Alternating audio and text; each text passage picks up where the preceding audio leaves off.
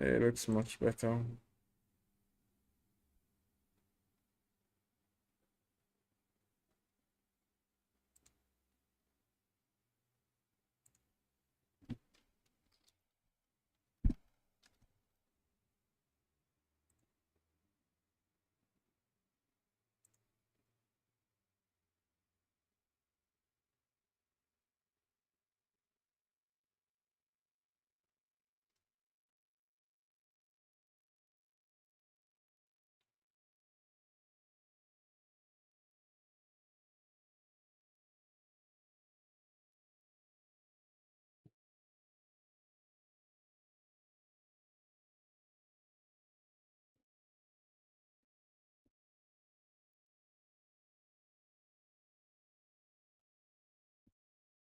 All right.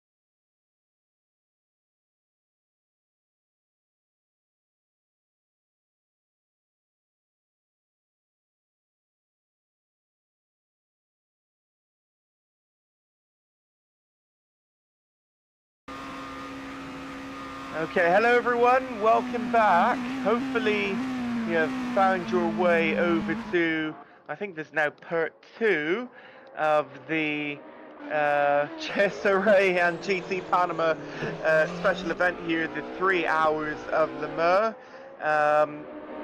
I just lost my Discord feed again, but we are live here on YouTube. Race is still continuing on. Jaden Harrison is in the lead right now, battling with Dominic Charles at the top of the field. I don't believe we're over live here on my Twitch anymore, so I think I might have to direct people over. We were having a big frame rate issue, which may or may not be resolved now. We're going to have to find out, but we will keep monitoring, and we do apologize for the issues we've been having. So hopefully everything is smooth from here on out. We'd like to welcome back in Stephen Stewart, and hopefully you're not pulling your hair out over these technical difficulties. I am, but nonetheless, I am very gracious to my friend there, Mr. Harrison, who just made that day better, even by slightly, as he took back that position, P1 position, from Mr. Dominic Charles. So at least we came back with a little bit of action, as Jaden Harrison has taken P1 away from the Trinidadian of Mr. Charles. So at least, yes, I did lose a little bit of hair there, but nonetheless, it's very, it might be a blessing that I am already bald. So Well, here we go. well, I guess that's a good thing for you, Mr. Stewart. Unfortunately for me, though, I still have a full head of hair, so I don't really want to be losing it just Losing yet. anymore. Nonetheless, though, Mark, we came right back into action as the two are literally trading places. They did say the slipstream is extremely powerful here at Le Mans, especially with these cars developed by or modified by the AC Friends community, our friends over there in Germany who made what a brilliant mod. It seems as if the frames have settled a little bit, so we'll hope that that continues. We are seeing friends over there in the chat, Mr. Fernando and Joel. Thank you guys for rejoining us. We do apologize for the issues that we've been having, but nonetheless, we are back and ready for the action. With the action, we have 2.5 hours remaining, so we lost about 10 minutes there, Mark.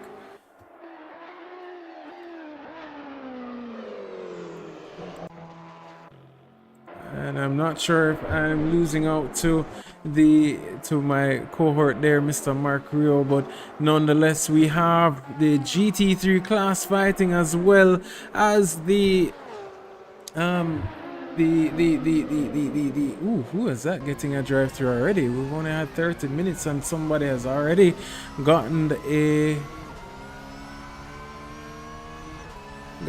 drive through penalty.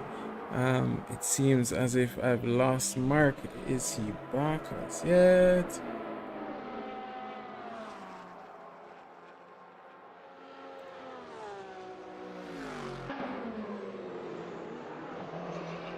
And as always, ladies and gentlemen, this is just the typical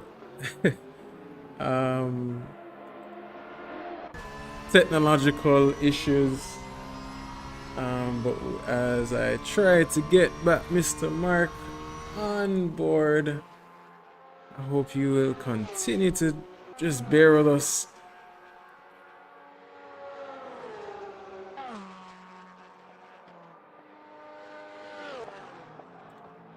I'm seeing him in the chat saying he may have been lost in the... Oh, there he is. Oh, there we go. Okay, thank God. I don't know what happened. I clicked, well, the thing is my Discord stream there, Stephen, it was broken, so I tried to click off of it, and then I think something went a bit wrong on Discord there, because for some reason it just dropped me out. I don't know what happened, but I think I'm back. Well, you're definitely back, and guess what as well? Mr. Dominic Charles has taken back that P1 position away from me, so unfortunately we did lose you for a few moments there, but I am so happy to have you back, and it seems as if all of the action is just being wasted now, as we've even missed Mr. Tim Stahl there taking or moving back up to P5, so we'll continue to watch and ride along there. We are noticing a few drivers even missing or getting a few drive-through penalties there. So I'm sure they won't be too pleased with what's happening, but nonetheless the fighting is back, the action is back. Mark, are you back? Yeah, well, I hope I am. at least I can see everything again. Yeah, no, technical difficulties for all of us today, I guess. I think the lap traffic is starting to play a role. Am I not mistaken here, Stephen? I think I have missed it. You must have started at some point during the technical difficulties, but the LMHs are now working through the GT3s for the first time. Yes, sir, and we were just right along board with them. Mr. Harrison and Dominic Charles are the two fighting it out for P1 as well. I think I want to watch that battle as the two are going neck and neck. Yeah, this is looking incredibly exciting. I mean, honestly, don't work yourselves too hard. Ooh, don't work yourselves too hard, boys. It's a little early, 2.5 hours to go. Plenty of time for things to play out. So yeah, that's fantastic. But obviously, let one another take over once in a while. Just don't let them get too far away from you, I guess. So yeah, Dominic Charles and Jaden Harrison. Fantastic to see coming into Indianapolis now, and whoa! I guess my advice. Oh, a little tab. I guess my advice is really not being heard here, because that was not very nice by Dominic Charles right there. Wow. No, that was Jaden Harrison who threw the dive down, actually. Jaden Harrison, excuse me. But yes, he Jaden did Harrison. give back the position, so kudos to these two, because yes, 2.5 hours are remaining, but nonetheless the battle is still very much so on the play, and these two are not giving an inch to each other as they are fighting it out tooth and nail. With only 4, or let's say the server would have been reset on our end, so this is about lap 8. Big slide. Big slide. Sorry to cut you off there, by Jaden Harrison, and wow, he is very aggressive early on, it seems, Stephen. My goodness. Right. Sorry, I'm just trying to catch back up to the GT3s now as they are having their own battles themselves. as we ride along here. Kurt Moss has made it up to P4. The leading pack for the LMHs have almost a 20-second gap as well to the next car behind. 1.5, 1.6 is the gap between Jaden and Dominic, so they will continue to fight it out. The three between Omar, Luis, and Santiago has been broken as well by Yes, Tim this Stahl. by Tim Stoll there, and yeah, that's really good to see. Tim Stoll 5th overall there, put in a quickest 3:22.817, just as we were talking, and that is by far and away the quickest lap of the race if my timing tower is showing correctly. So that is really something to watch. Then intervals. I might be getting a little confused about this. It's saying on Tim Stoll plus 49.6 roughly there. Yeah, make sure I'm understanding this, Stephen. Is that 49 seconds back from Daniel Velez, or is that saying something else? No, so that is from the leader himself. So Okay. So why then is it plus 90 seconds on Dominic Charles? yeah, What no, is that I'm going I'm from? I'm actually trying to figure it out myself as you speak, because Oh, I wonder if that's from Franco De Vico, because he's showing nothing there, and then it's negative behind him and plus ahead of him. I think there you that's go. from the person you were selected Correct. on, and that's why I'm Correct. getting confused. Correct. Is Correct. the Correct. Correct. Correct. Right, okay. So now it's showing Charles, 1.8 seconds ahead, and Esther Cia is 20 seconds behind Harrison. So there we are. Okay. Yes, so ladies and gentlemen, we do apologize. On top of the technical difficulties that we have here this afternoon, this evening, depending on where you're watching, we do have some new software. As you've noticed, we have some very interesting, the CMRT, what do you call this, HUD or racing HUD that we have now, but we are learning as we go along. We are noticing that we have some fans there as well of Mr. Santino Franco, who we are riding along board with, the leader of the GT3 class by a substantial 10 seconds. But it's, as you can see by Mr. Fernando there, if Santino has 1 million fans, he's one of them. If he has 10 fans, he is one of them.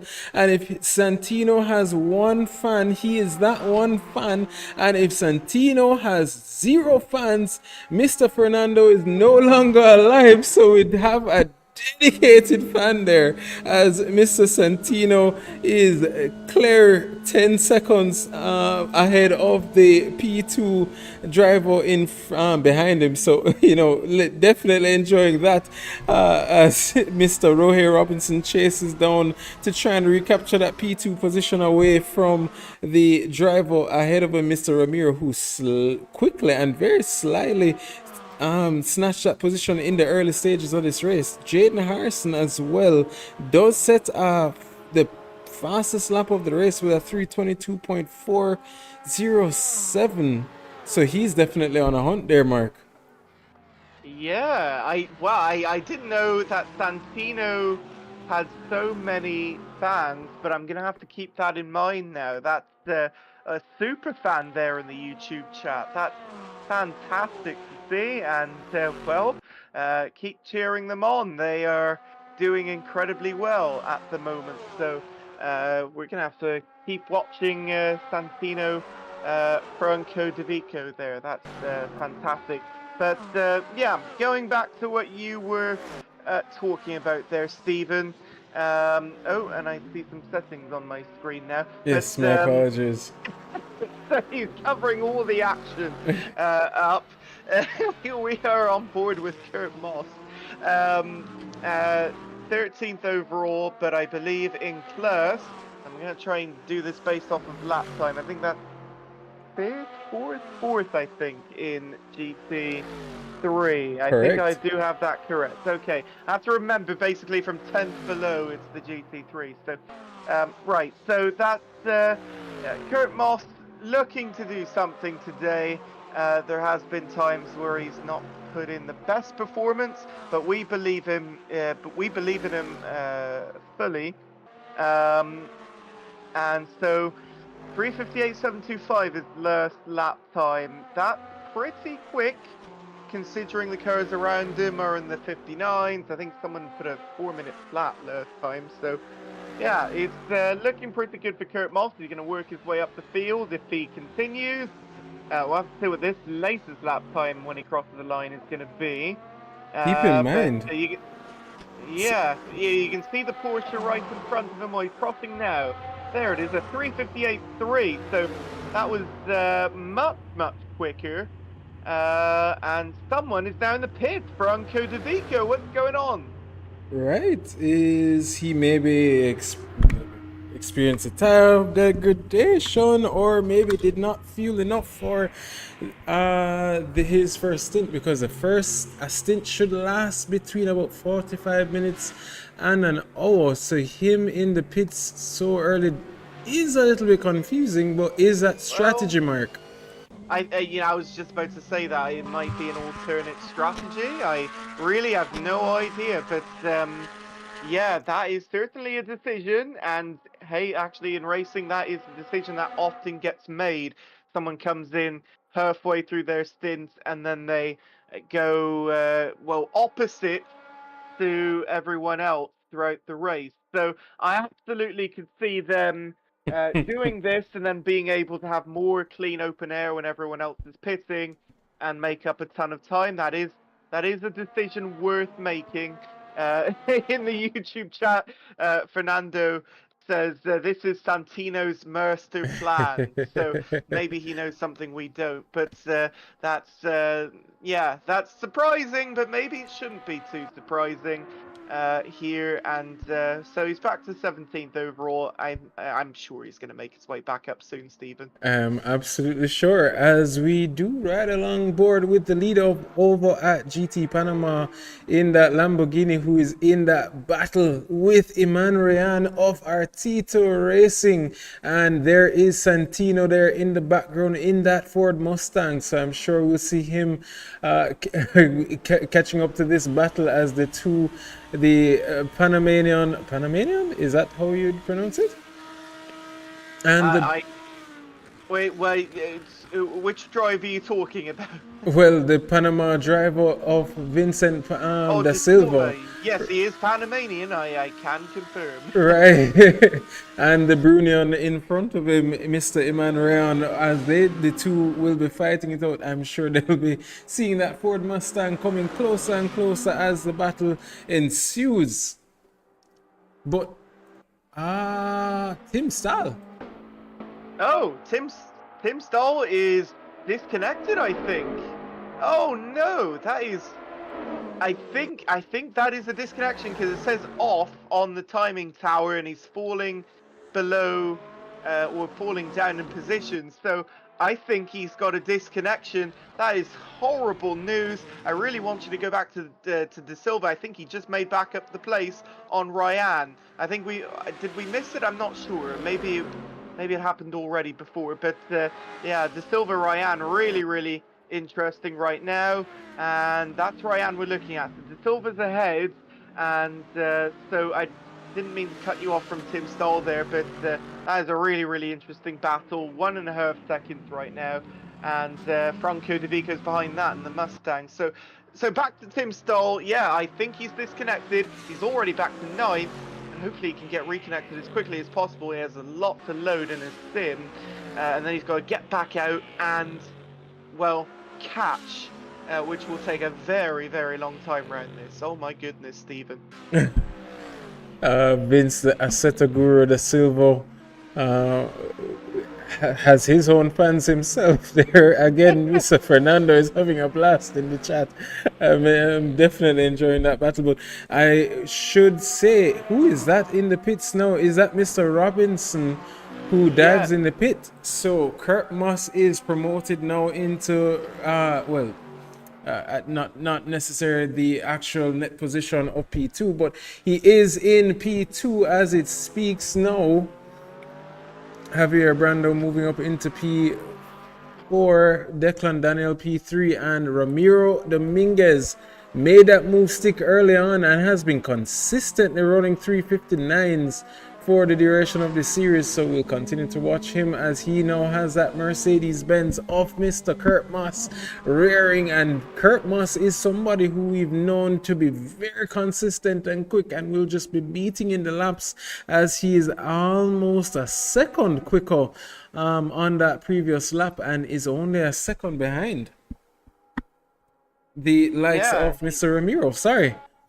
Of Dominguez, correct. Yeah, that's looking like a good battle as well. The white and orange Corvette and the lovely blue and black Mercedes-Benz there. Another drive-through coming up. We had a couple already. We haven't even mentioned it. Armando Hanley has a drive-through now for cutting the track too many times. So, well, he's already at the back. But, yeah, that's yet another drive-through penalty coming up on screen. You really need to reduce those as much as possible. So we're going to keep watching those GT3 battles. Tim Stoll is still not back yet. He is now a lap behind officially. So that, oh man, I really hope that doesn't take him completely out of the race. That would be extremely unfortunate. And then, well, at least now we have a clear indicator of where the beginning of GT3 is now, because it's Ramiro, then Moss, then Declan Daniel, who I don't recognize, but he is 9 seconds back of Moss. He is making his debut here at the JSRA. He is the Trinidadian driver, also the teammate of Dominic Charles there in Calypso Racing. So the two will be definitely fighting it out. Well, definitely pushing each other along board to see how many points they can accumulate in the duration of this race. But yeah, Tim Style there, unfortunate for him, looking like he is going to be out for the mass of this battle. They are 2 laps ahead, are the LMHs, so you know they will be he will be separating the GT3 and LMH class for the foreseeable future, but nonetheless. Oh, I think he is. Is he back? I think Tim Stoll is. He is. No, he's not. No, never mind. As someone was coming out of the pits, I was thinking, well, it says off now. I wonder maybe if that meant he reconnected. No, he hasn't. He's still not here yet. I don't, or at least I believe anyway. Yeah, no, never mind. Excuse me. I think that was some folks are back. 25, 26, 27th overall. That's like Lopez, Hanley, Gonzalez. So folks already a lap down to the leader. And, well, they're still on the lead lap, I think, with the GT3s, although we'll have to confirm that. But they're doing quite slow laps at the moment, 18s and 417s and such. And, Mark, I will apologize if I am not doing the best at the race, following the race here. No, you're just fine. I'm trying my absolute best to try and sort this all out. I know it must sound horrible over on the stream side, so if you are watching, I am very much sorry, but all people coming in the pit. Right, that is Dominic Charles and Ramiro Dominguez, and guess what? This is the moment for Jaden Harrison to get away as much as possible, maybe even try and pull an overcut, as Mr. Charles there lost out a little bit of time there due to the lap traffic of Mr. Dominguez, who dived into the pits. Tim Stahl as well has made his way back into the servo, if we haven't noticed as yet, but Jaden Harrison will be pushing now to get away. He has a little bit of clear air there, Mark. He has a ton of clear air. He has like most of the Mulsanne to himself. I see a blue dot on the map, so I'm assuming that's the GT3 that is in front that he's going to go and turn. So beyond that car up ahead, which I can very faintly see, he's got plenty of clear air to get away, and that's great news for him. We have to wonder how he's doing on fuel, though. If he's done well with it, he might be able to stay out another lap. Otherwise, they might have to come in. But he's going to try and make up as much time as possible here. And as you mentioned as well, Tim Stahl back out for the, well, now very end of the LMHs. So, yeah, that's really, really unfortunate, but only a lap behind. He might have a chance to at least make his way back up a little bit. Hopefully, but I mean, it's a long way. I mean, 5 seconds a lap on a 3.5-minute circuit. Oh man, I don't know. I really don't think he's going to make up much. There would have to be other people to also suffer some sort of fate. Tim Stoll's race, I'm sorry to say, it's over. Well, I will say, well, yeah, for the majority, I will assume 3 laps down to the next car ahead. That is his race undone, as we see Mr. Is that Dominic Charles are catching up and overtaking Mr. Santino, who has taken back his rightful position there in P1. Hey, look at that. As we even notice Mr. Singleton there of Australia. AC Karting, our good friends over in at AC Karting, Mr. John Singleton, unfortunately getting a drive-through penalty for cutting there, but we've basically made the hour mark. Where is John Singleton on the timing tower? I'm looking for him. Oh, there he is. He's 8th. So, yeah, that's unfortunate for him, but, well, he's already in front of Tim Stoll, so he can't go any further back, thankfully, but that is going to really hurt him. He's only 9 seconds back of, I think that's Kearney Eastman there, so that's really unfortunate. Well, in the meantime, we do have the trio here from the GT3s, Mr. Kurt Moss, Rohey Robinson, and Ramiro Dominguez. Ramiro has been quite consistent.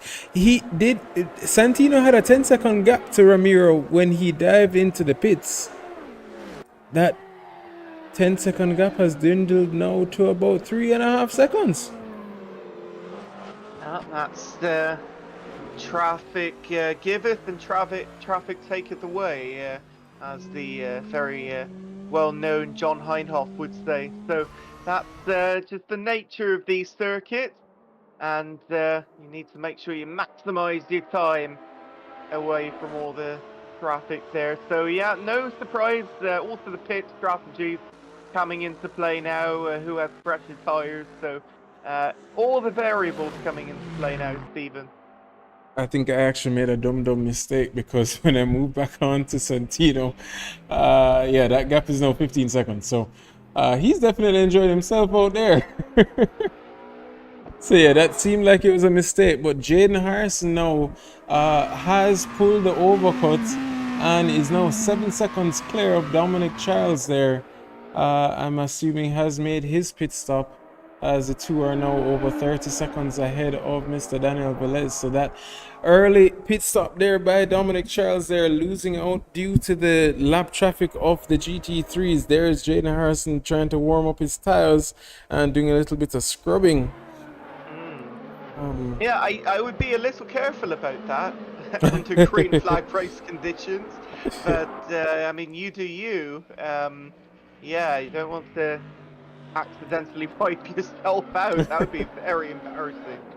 So yeah, well, I don't know how difficult it is for these drivers right now to bring their tyres up to temperature. As you can see, we're on the accelerated time here, so we're going to get a full day-night cycle in for the whole of this race. Actually, I'm sorry, I should have mentioned it to you before. No, this is only a 3-hour cycle. So it started at 6 p.m. Yes. So it started in the evening.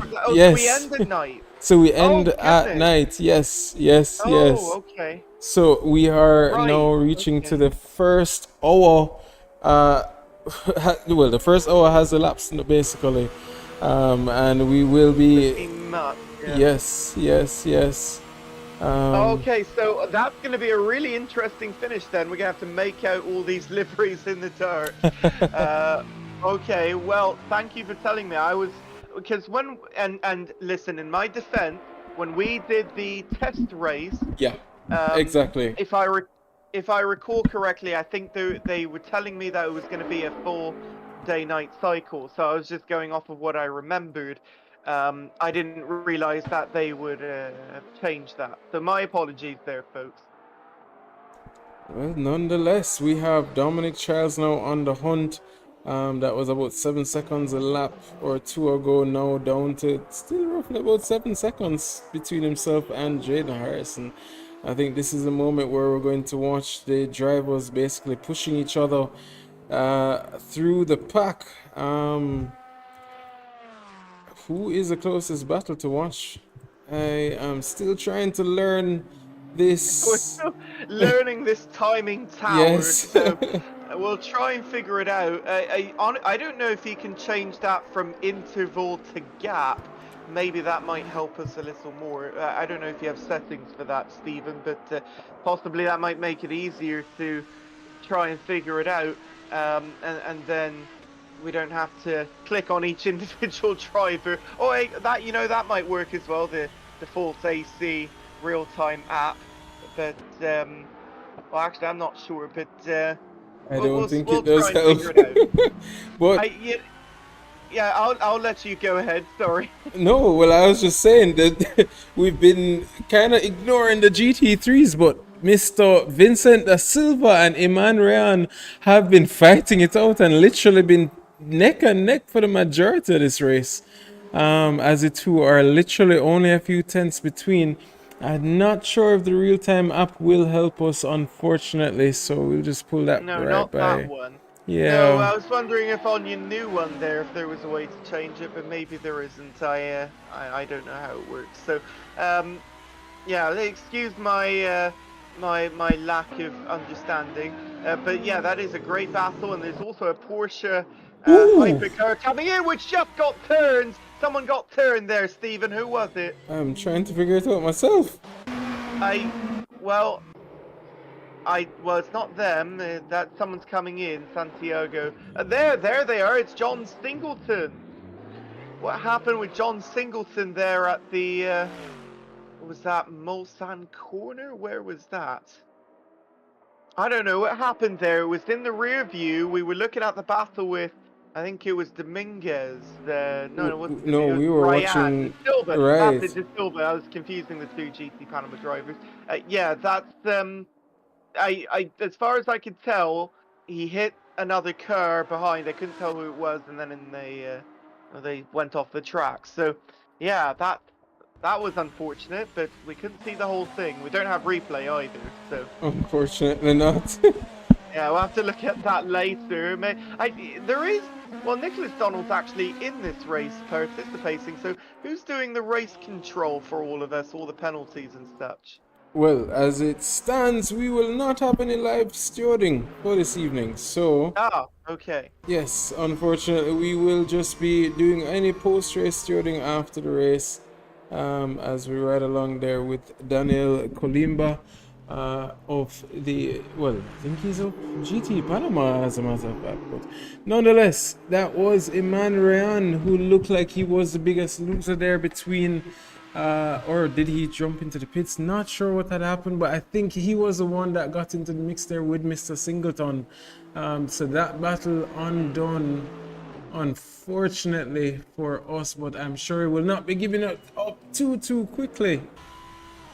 But nonetheless. I'm not sure which driver you're talking about, which one was on GT Panama. I'm trying to look through the list now and see if I can find it, but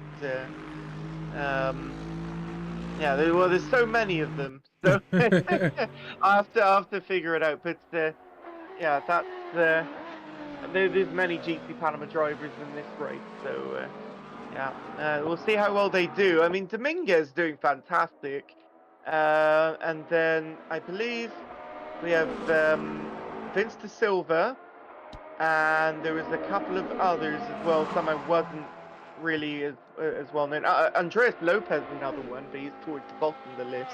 I know three off the top of my head. Javier Brando, I think, might also be GTP, but I can't quite Absolutely. remember. Yes. He is, yeah. So there is at least like 6, I think, GT Panama drivers here. So yeah, that's fantastic. Now we're looking at Kearney Eastman coming into Mulsanne corner, and what the heck is that livery with the pink and the was teal on the front. What a livery that is. Yes, he calls it the Flying Deer. And you will see the benefits of that livery, especially during the night time, as he is his own livery designer and definitely enjoying himself here with the livery creations here at the JSRA. He is a lead livery designer for us here, so you know he does enjoy himself. As a matter of fact, he has a, I'm not sure if you're noticing the antlers on the sides or the top of that Lamborghini there, but he definitely enjoys himself with his livery designing. Is That's that fantastic. That's absolutely? great. Yeah, I mean, it really stands out to the rest of the field. So that's great to see. And well, you said we'll see him during the night, so he might be one of the few cars we can see at night. That's good. And Rohei Robinson coming round. He's, well, I mean, he's very mid right now, mid of the pack. So see if he can get up to the podium position. Well, he's only one position off of the podium, as he's chasing down Mr. Kurt Moss there, who should be in P3. So we now have Santino Franco in P1 of the GT3 class, Ramiro Dominguez in P2, Kurt Moss in P3, and Rohei Robinson in P4. Declan Daniel in his debut is in P5 and is not that far off either, so we'll continue to watch and ride along board. But yeah, yes, I mean, all the folks within about 10, even Brando, 12 seconds there of Kurt Moss. I mean, they're not that far back. Considering it's sim racing, anything can happen. That gap can go away very quickly. Then you get back to De Silva and Ryan at 30, 40 seconds. That's quite a big chunk. Yeah, so that gets a little more difficult. That's like a pit stop or more. So yeah, it's not too spread out, but it also kind of is at the same time, if you get what I mean. You just have to kind of look for the battles here. yeah. There are plenty on track, so yeah, and lap traffic also playing a role now. I mean, you look on the track map, it's spread out all over there, but throughout the classes themselves, I mean, there are a few chunks now and again of GT3s, mostly GT3s, bunched up together. You have the big pack there on the Mulsanne, and there's a few going through Tetra Rouge and towards the Mulsanne Strait. So that's kind of where I'm seeing those two groupings. So yeah, 2 hours, 1 minute to go, and yeah, first hour here. It's sunsetting. I don't know where the sunset is on the track at the moment. I would imagine. Well, I know the track map actually, the way we see it, is actually kind of 90 degrees split. It's normally pointing kind of from the Porsche curves, the Ford chicane. That's going actually towards the north more so, is it not? If I'm not mistaken. So I think when they're headed across the line, kind of towards like turn 1 and such, if I'm not mistaken, Stephen, unless I'm getting my directions wrong, I think they would be more so looking towards the sun there, or maybe even before that, even at the Porsche curve. So I have to be careful.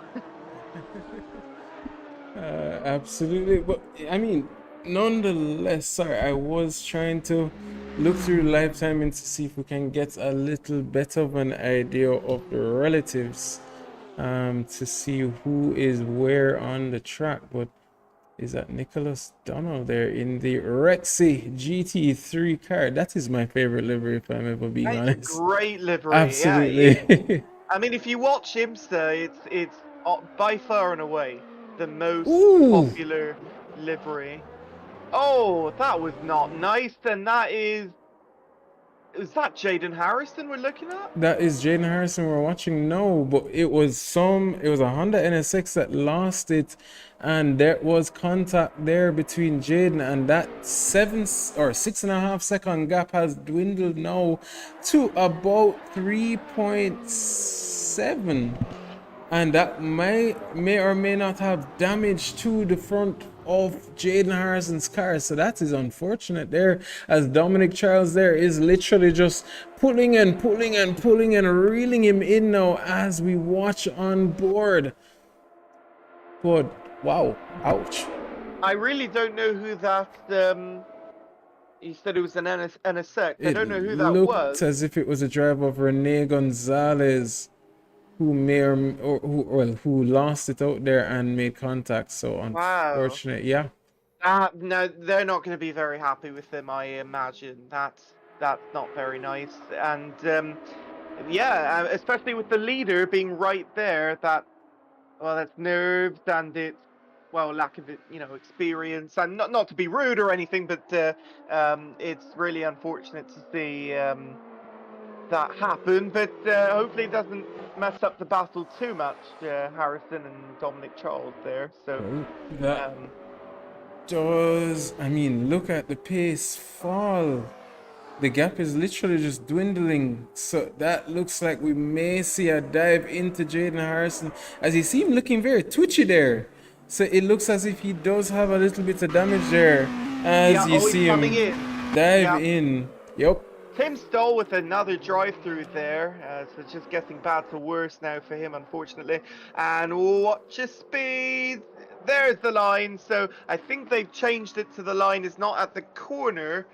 Is that right? I think it's now at the actual line, or have you folks not changed that? I'm not sure, but you have to be careful for where the line is. You have to be down to the pit lane speed limit in time for that, otherwise you'll also get a penalty. So I don't know, Stephen, if you know that. You know more than I do. The pit entry line is right there before, well, how do you put it? The line for the pit entry is right before the pit entry. It is at the corner. Yes, it is at the corner. Literal turn, the final turn before that long straight is what he's saying. So, okay, so that hasn't changed then from the test race.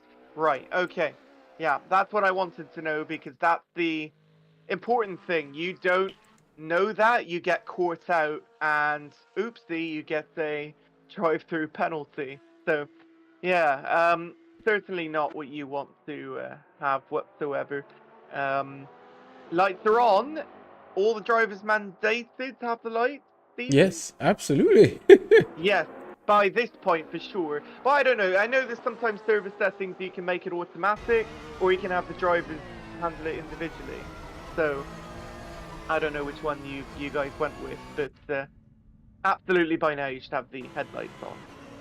100%. As you see, a little twitchy there is Mr. Rafael Rivas on his teammate.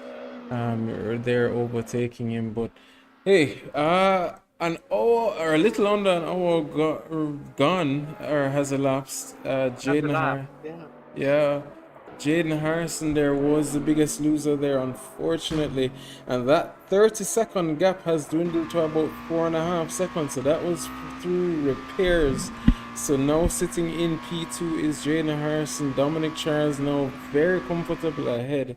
How will this strategy play out for Jaden? And if that really makes the difference in the race at the end, I'm going to be very disappointed, because we would have been stripped of a great battle. But I really hope that with Jaden Harrison and the first guy we know he can make his way back up, and he can make it once again a great battle towards the finish. Absolutely. But hey, nonetheless, this is endurance racing, so we have 2 hours remaining, Mark. Well, it's a Seto Corsa endurance racing, and a solo endurance race. So as I was thinking about this before we went live earlier today, it's only really about 20 minutes more than a standard IMSA sprint race.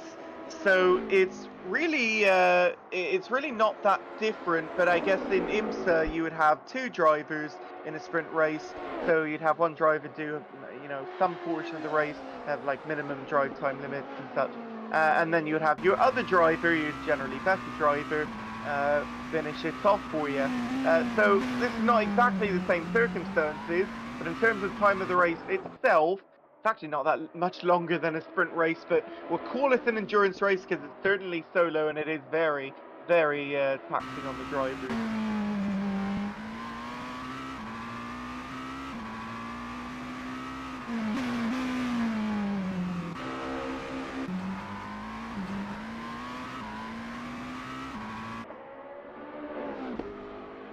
Oh yeah, yeah. So Stephen has taken a quick break. So say again, this is a long race for everyone, not just the drivers. So Stephen, take a quick break, and I'll make sure to take my breaks as well. I guess I'll just have to let you guys know. But yeah, no, I'm okay to go for a while. You know, on my own streams, folks, I go easily 4 hours with maybe like a one break maximum. So this is very common for me. Just have to make sure I keep drinking my water. If you have water, make sure to hydrate, folks. That's very important. So yeah. Yeah, 1 hour 53 to go. If you are just joining us, welcome to the JSRA. We had a few technical difficulties early on. Those seem to have subsided, which is absolutely fantastic. I'm really sad that my Twitch stream couldn't continue further because well, I think it was hindering the stream. I'm not really sure. Maybe that wasn't the problem, but something was causing it to break. But so I think we're 15 laps through. It says at the top left, and I mean, we don't have any safety cars or anything like that. Simply, if there's an incident, you continue on, avoid it as best you can. I guess there's local yellows that you'd follow within your sim, but nothing more than that. And just to remind you of the top three, it's Dominic Charles, then to Jaden Harrison, and then to Omar Estorcia, who we haven't really seen before. I haven't really seen before, but he's part of the Noba Racing story. You see him there. And person in traffic, and wow. Okay, so that was really just unfortunate timing. It's not like he really moved on his line, but he didn't really have a great exit from the corner there. That was rather unfortunate. And top three from the GT3s, if we can just have a look at that from 10th onwards, it's Santino Franco De Vico back up in the lead there in the Mustang GT3. Lovely, lovely car. Look at that. Isn't that just a beautiful cockpit right there? Being passed by the Hertz Team Jota of well, I'm actually not sure of someone. That's Tim Stoll. Okay, making his way all the way back from 9th. So I think lapping him now, actually, the final hypercar to lap him, lap the GT3s. And then it's Ramiro Dominguez after that, and he's back a full 20 seconds now. Wow, full 20 seconds on Franco De Vico. He's in the Corvette, which also, by the way, does very well at Le Mans. Well, actually, not so good this year, but that wasn't necessarily the fault of TF Sport, the team that runs the Corvette at Le Mans. But yeah, doing very well, Ramiro, and Kurt Moss is third, just behind him, not by much. About 2 seconds in the Mercedes, and I think that's the Windward, is it not? That's the Windward Racing livery, GT3. And I remember, actually, maybe that might be a livery from before Windward Racing. I can't quite remember. It goes back a couple years, but yeah, Windward, they're fairly well known in the IMSA side of things, so they run those Mercedes GT3s. The new, well, not quite new anymore. It's the Evo 2, is it? I can't quite remember. The 2020 Evos, I think they are. Unless they've updated since then and I've forgotten. But yeah, very nice cars. Yeah, and then goes back from there. I'm sure we still have some battles. Let Stephen take it away, and I'll take a quick water break myself. I appreciate that, man. My mouth, my throat, my apologies, was getting a little bit dry there. But as you so expertly carried us through, we'll just run through the pack and see who is there to behold. But who is that? That was Ruben Espinosa and Daniel Colimba, who are the two closest battles as it stands. But that being said, you did notice that the 20-second gap between Ramiro and Santino, I mean, 3 seconds is a gap in the pace, so you know I'm not necessarily surprised between the two. Then the next fastest two drivers are Kurt Moss and Rohir Robinson in 3:59.1 and 3:59.8 are the two behind him, or the two closest. But Ramiro Dominguez got a brilliant start there at the start of the race and hasn't looked back. Got the jump on Mr. Rohit Robinson. Kurt Moss is one of them, fighting back from the back of the pack after not having the best qualifying position himself. But has now found himself right there in prime position of P3. Rohir Robinson was in P2, but now sits, well, I'm not gonna say comfortable, but now sits in P4, so he has some work to do. Quite a bit, if I am being honest. We are still learning how to use this streaming software, so it's never comfortable, Stephen. You're absolutely right. Nothing is comfortable in sim race. absolutely not. As we do notice the next few drivers behind Nicholas Donald, Roger Keller there driving for Artito. Andres Lopez of GT Panama, Javier Brandao did take a pit stop, so he is not net where he is supposed to be, but will be making his way through in that very pretty, I mean, the LEDs on these cars at night just is something to behold. So we are noticing some bullying there ahead. I don't know if the number plates light up on all the vehicles. You'd think they would by now if they were. I'm looking at the ATA. I don't believe that one does, but maybe some of the AC Friends hypercars do. So that would be fantastic to see. Well, actually, he's going to look at one right now. Here's Tim Stoll. Can we look at the chase view? Yeah, here we are. Yes, I believe they are. Well, the camera view changed, but you can kind of see it there. He'll go around the corner up here, and we'll be able to see it. Yeah, this would be a good moment, actually. Look at this lovely drone view. Wow, fancy. Yeah, there it is. There's the 8 lighting up there. So yeah, they do have the lighted number plates as they are mandated by the WEC to have. So that's fantastic, and what a lovely livery that is. Take some screenshots of that, folks. No, absolutely. And as you see him there overtaking the likes of Mr. Brandao. But wow, what a beautiful livery this is. The color, how it just sits perfectly. And the Hertz team, Joe says, always one of the best liveries. Absolutely. Absolutely.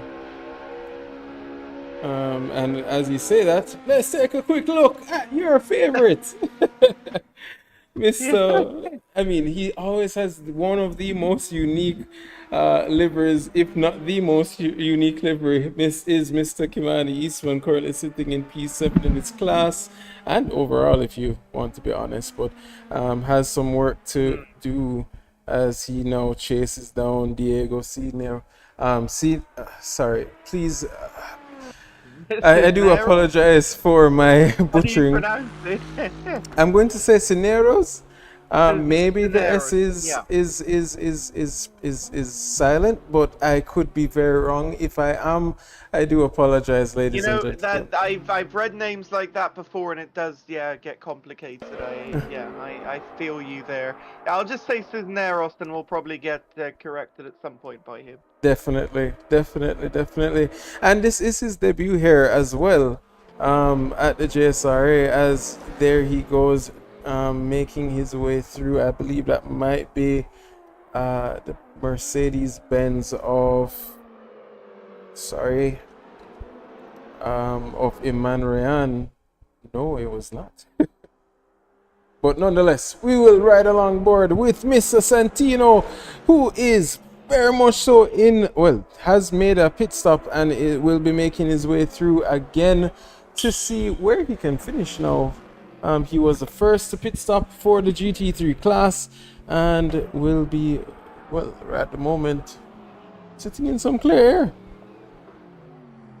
Santino running his race here. He's made a pit stop, at least one already in the race. he'll be on for another. I think he's off strategy, right? So probably in the next 10 minutes or so, you'd say, No, something well, like that. that would be his second pit Oh, he's stop. done two. Yeah, He's done two already. correct. Well, so when was the second? Because I remember the first was like, what was it, half an hour into the race or something like that. So Right. I didn't see the second one, so I wasn't aware of that. Yeah, it would have been relatively recently. But again, he had such a good gap on the cars behind him that he's maybe just kind of enjoying himself at this point as he Woo! goes very slightly. And that might have Wow. been the commentator's curse at its best, ladies and gentlemen. Well, It, if it was at his best, he would have been fully turned around, so he didn't get that far. You know what? That is why we have you, Mr. Mr. Ru, because which reminds me, can you confirm how do we pronounce your last name? Your last It's always the most difficult thing. It's Rio. It's So, Rio. yeah, Rio. Is the U and X is silent. So yeah, just think of it like Rio, and that's good Absolutely. enough. Thank Yeah, you for yeah, that no worries. correction. But Yeah, yes, that is Santino Franco Davico on the hunt. Davico, I believe, Davico, right? right? On the hunt Yeah. now for I the don't know who was in chat earlier. It was Fernando. I don't know if Fernando's still about watching. I'm sure he's incredibly excited at the moment, seeing what what he's been doing. Yeah, Vince De Silva quite a bit back, and then 3 seconds ahead is Declan Daniel. And we did talk about him a bit earlier. He's in the 97 right there. Oh, when it says ENG on that, I don't think that has to do with the driver's name, obviously, because that doesn't line up. But I think maybe it has to do with whatever name's assigned to the vehicle. Maybe I'm not sure because I don't know ENG. Not really sure what that would stand for, but I think maybe it's some maybe real life driver instead. I'm not sure, but basically, long story short, just ignore those uh, letters you'll see on some of the front of some vehicles. So at this point now is where the strategy is going to start being placed. I did notice, and Rohey Robinson, Mark, he is one that likes to be very strategic. He's aka Mr. Sandman himself. So he may just be doing a little bit of tire saving, maybe manage his pace there, see how long he can go as he has Mr. Well, there is Mr. Declan Daniel right there in the rear. As I saw the LMH car looking very dancey there in the rear end of Santino as he makes his move there. But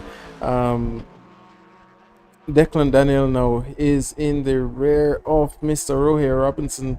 Oh, he's got to get on the brakes there, that LMH. Oh my goodness. If I was thinking he was going to plow into the back of him there, but he did manage it right. Yeah, and then now he goes round. Terrible place to have traffic, really. It does mess up your lap time a ton. But off he goes now. That's good. Sorry about that, Stephen. I was seeing that coming up behind. I was like, uh-oh, that could be Yeah. really troublesome. No, But no, no, no. it's all good. They all handled it nicely. They're professionals out here, I tell you. That's good. Castaneda, I believe, and Hanley, they are both out of the race. Are those official retirements? I think they might be 8 laps and 6 laps down. Yeah, it was sad to see them disconnect so early, but nonetheless, always a pleasure to have them on track. We still have 27 drivers, 25 drivers on track, so we'll continue to watch and ride along board with them. We can actually take a look at the race leader because I believe he should be coming up on some lap traffic there, lapping even one from his own class. Coming up on in front of him. Yep. So and that is quite a shock to lap someone in your own class. Like, think about this, folks. 3.5 minutes, or about 3 minutes 20 seconds actually. You have to go all the way around the track to lap them. That is not something you see really in the real life 24 hours of Le Mans, but it is something you can see in sim racing. yeah, big performance, or not performance, skill gap here. Dominic, Charles, and Harrison, they're doing just absolutely fantastic. And well, really unfortunate for, well, Tim Stoll wasn't because of pace, it was because of his internet disconnection. But you said coming up soon. Well, I think next up would be John Singleton. I don't know if it's been that far yet, but to be that far off the pace, that is really unfortunate. I think Singleton had some drive-throughs, so that also contributed. Definitely, and I was about to say, remember Yeah. a few of the drivers were enjoying the extremities of the track a little bit too much, if you want to say. But I did want to take this moment again to shout out the friends, our friends over at AC Friends, who lent us, or well, I'm not gonna say donated. They lent us the cars for us to use in this session, and I am listening to the beautiful sounds of Chewbacca in that Alpine. I'm not sure if you heard it there, but as they downshift, you hear it predominantly in the Alpine and the Acura, in real life at least. But I'm not sure if you're hearing those sounds on the downshifts, but they just You know sound... what? I quite like the Ferrari sounds. If I had to choose my favorite hypercar sounds, to be honest. But Alpine's great as well. And yeah, in the sim, obviously, I don't know if the sim sounds are very accurate to real life. Hopefully AC Friends went and tried to get that as best as possible. But yeah, I love the sound of the Ferrari. I love the sound of the Cadillac as well. Absolutely. Cadillac is also one of my favorites. So yeah, it's fantastic to hear the lovely music. There's Jaden Harris now back on the hunt for Dominic. Charles unfortunately did have that incident early on with the GT3 class, so did fall back a little bit. Is on the rear end of John Singleton there. As he does lap his friend there.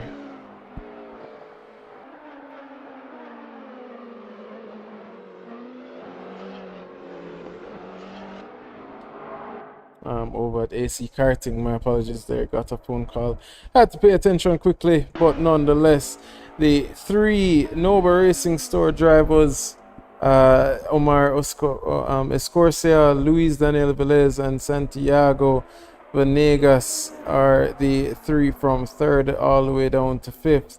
Diego how are we going to pronounce it? Cineros in P6 of GT Panama, looking very consistent and clean as he's pushing. Kimani Eastman now sits in P7 as he goes around Declan Daniel there in the rear view. John Singleton is the next driver up in that Porsche 963, followed by Tim Stahl in, again, one of my favorite to see as the sun has set. 1.5 hours is about to elapse, and we will have reached the halfway point in this evening's race. Unfortunately, we did notice Mr. Iman Rayan there retiring as Tim Stahl goes around the Artito racer of Rohe Robinson, typically a JSRA racer, the Jamaican, but has to represent who the organization that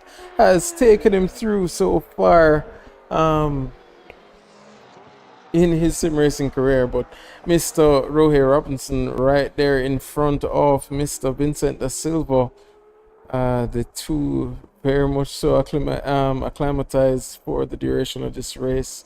There is Daniel Kalimba in my favorite, one Porsche and two livery, the Rexy livery of that Porsche 992. Stephen, do we have live timing from GT Panama? You know, that link that they have. Is there a way to look? Yes, it's in your. It should be in your DMs on Discord. I should have sent it to you. I sent it to you earlier this evening. I must. Oh, I did miss that. Okay, that would have been a lot easier if I had that open earlier. Right. Okay. Proves how prepared I am for this. My apologies, folks, with that. Right. So I'll try and get that open here, and I can now finally follow along fully, and not have to worry about which car you're looking at to get an understanding here. Yeah. All right.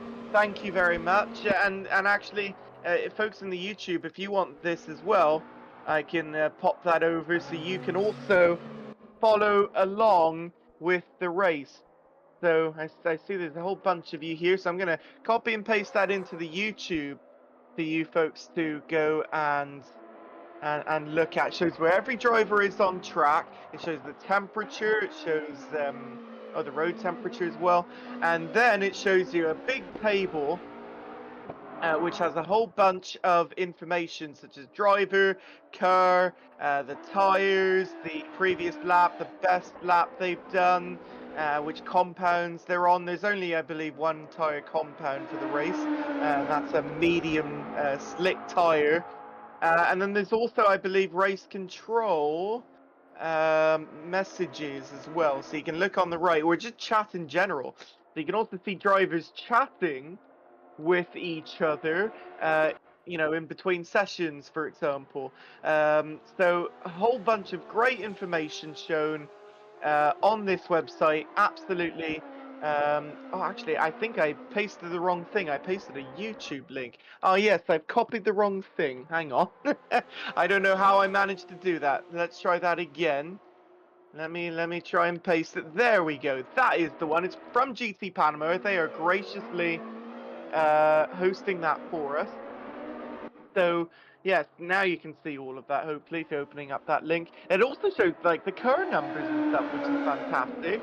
So yes, now we can absolutely look and see what everyone is doing. Like a green from Kurt Moss in Sector 1, Sector 3 green from Eswarcia. So Stephen, we have some fantastic information for those that like that sort of thing.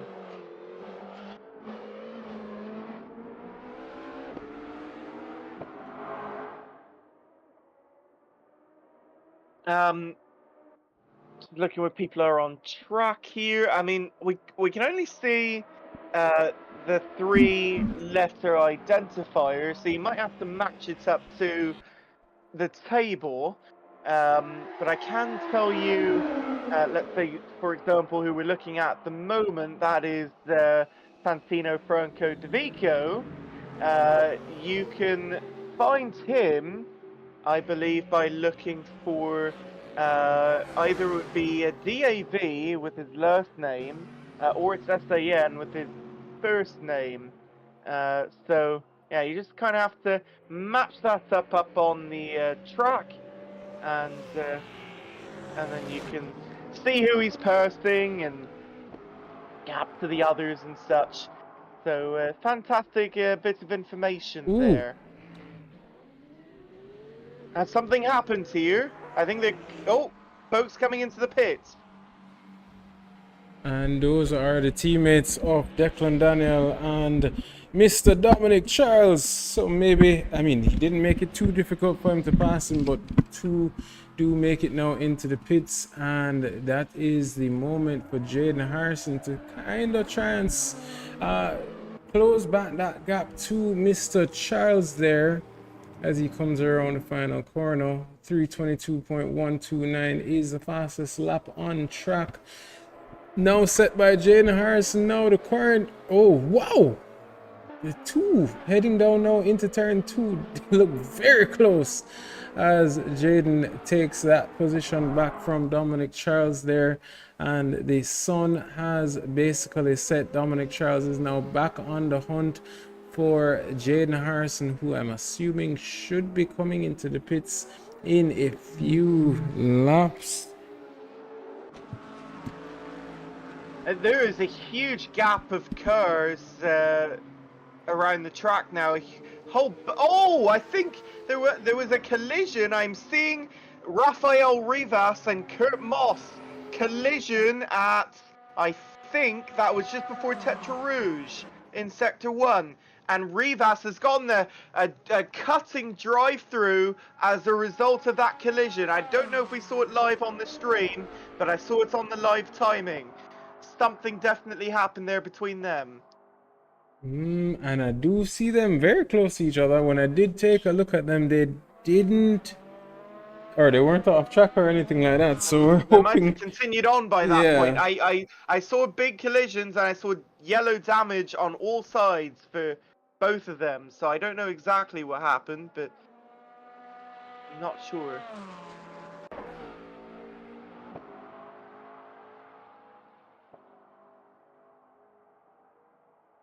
Okay. I'm not really sure what's going on, but they're all on the Mulsanne Straight now. A whole bunch of cars together. And it's being led by, I think that's Kurt Moss towards the front there. And there might be one more ahead of that as well. Ramiro Dominguez, correct, yes. And then it goes back several cars here. Rivas is behind that. And then we have John Singleton. And then we have this is ROB. I'm trying to see what that is matched up to. I have to kind of go back and forth and see who it is. Not quite sure, but yeah, we have a whole bunch of cars here, a bunch of lap traffic. You see a Porsche coming up on Ramiro here in a sec. So yeah, it's really busy in two places. Yeah, Sector 1 before Tetra Rouge there right now, and now past Mulsanne Corner down towards Indianapolis. Whole bunch of cars, almost 10 of them, I think, all together. Tim stole another drive-through for cutting. What an unfortunate race he's had today. It's really coming down to Jaden Harrison and Dominic Charles. Right. And I'm sorry I had to step away and leave you there for a second, but at least we have Ramiro there, and you see Kurt Moss there trying to get as much of the slipstream from John Singleton of the LMH cars ahead of him, but he is on the hunt now for Ramiro Dominguez of GT Panama in that Gulf themed livery, in that Chevrolet Corvette. Dominic Charles there as well. Just hunting down back Jaden Harrison.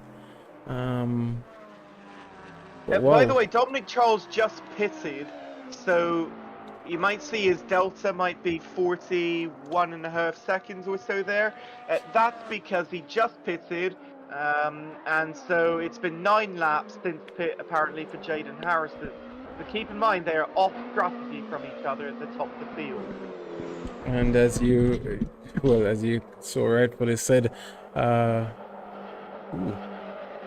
Tim Stahl there retiring, and there is Kurt Moss trying to gain as much of that slipstream from the LMH cars ahead of him, but it's just closing that gap to Mr. Dominguez 1 lap after, or every second, as that gap has now dwindled to under a second to the car ahead. 5/10 is the gap, 3/10 is the gap as he is now in the slipstream. And one thing I will mention to you, Mark, that slipstream is absolutely powerful here, so you will see these drivers utilizing it as much as possible, and you will see maybe a dive as we head down now at the I think he's going to go for the move at the chicane coming I would up. think so, he yes. has a full Mulsanne straight here. He has a lot of room to, like you said, go in the slipstream of the Corvette. And, well, I don't think he's going to get enough here. He's just too far back, half a second. But maybe the second one, this braking zone is going to be real key for him. They're going all the way out, even to, I think that's kind of more rough there. I don't know if he really wants to be that far out, but honestly, they're the expert. They know more than me. And so, let's see the gap. It's 7/10. I think Dominguez actually pulled ahead out of that corner. He had the better entry and exit. So now comes a Porsche into the fray. I think they're going to get by before the corner. Yeah, very easily. I don't think he's going to have him. Kurt Moss, well, I don't know, Stephen. No, he doesn't have him here either. He's going to have to continue following him around. and try and catch him up. It's tough.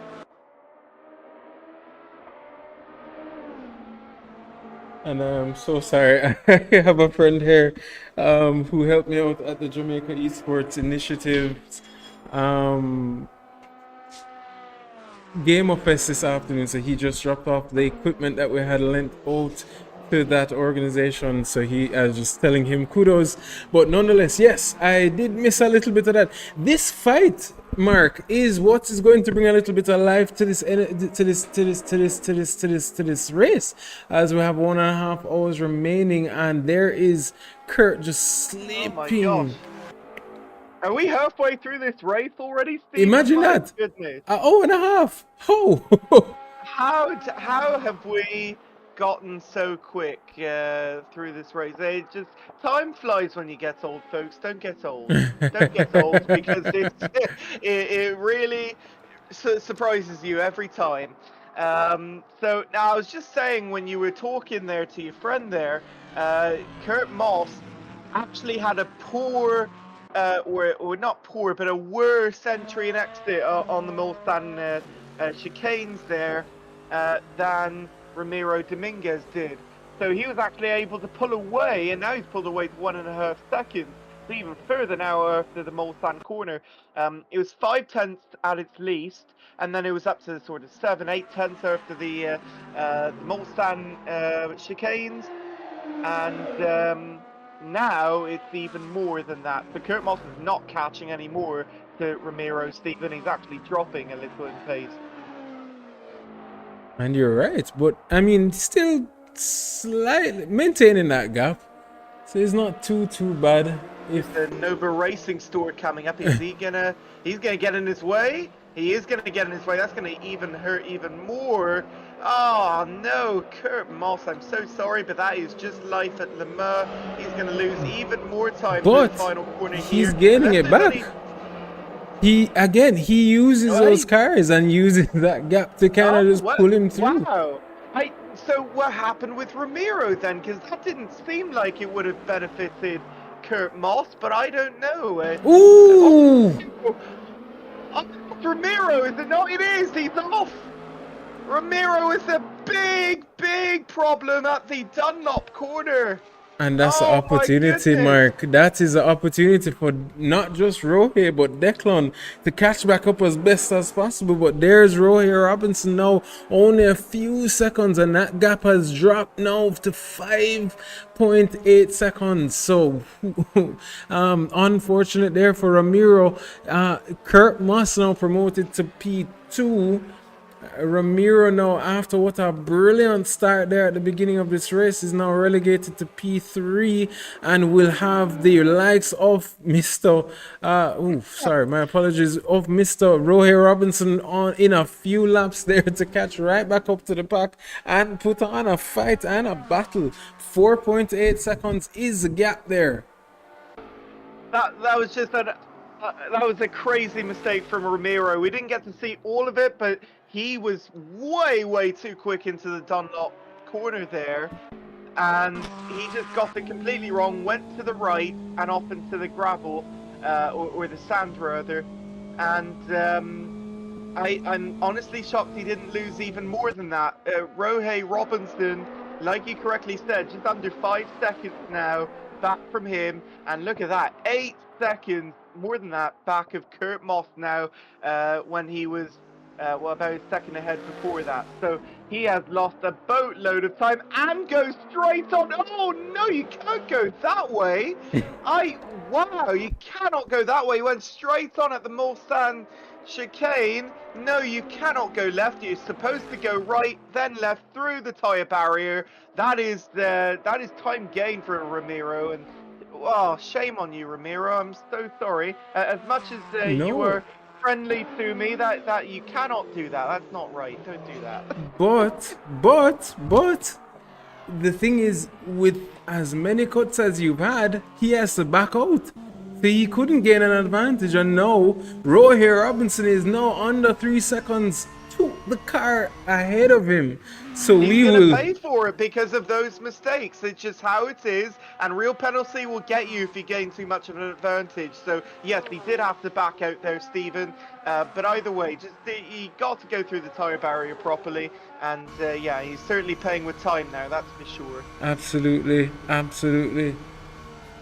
But Rohit Robinson has the biggest grin on his face now because he's Oh, now yeah, he's closing right in. there. 2 seconds Yeah. is the gap now between the two. So yes, no, bad Ramiro, but still nonetheless, you don't want to lose too much time, and you did. Unfortunately, 1.7 seconds is the gap now between the Jamaican residing in Japan and the Panamanian of Ramiro Dominguez, who has not put a foot wrong until that point. So what is to come? P3 is Ramiro, P2 is Kurt Moss, P4 is Rohit Robinson, who is now finally seeing a sliver of hope. And this is endurance racing. If we're being honest here. Oh, yeah. Well, it's almost like a long sprint race now by this point, so they are picking up the pace significantly. Esther Thea, I just saw that pop up on screen. He had a drive-through there. Esther Thea, that is really unfortunate for him.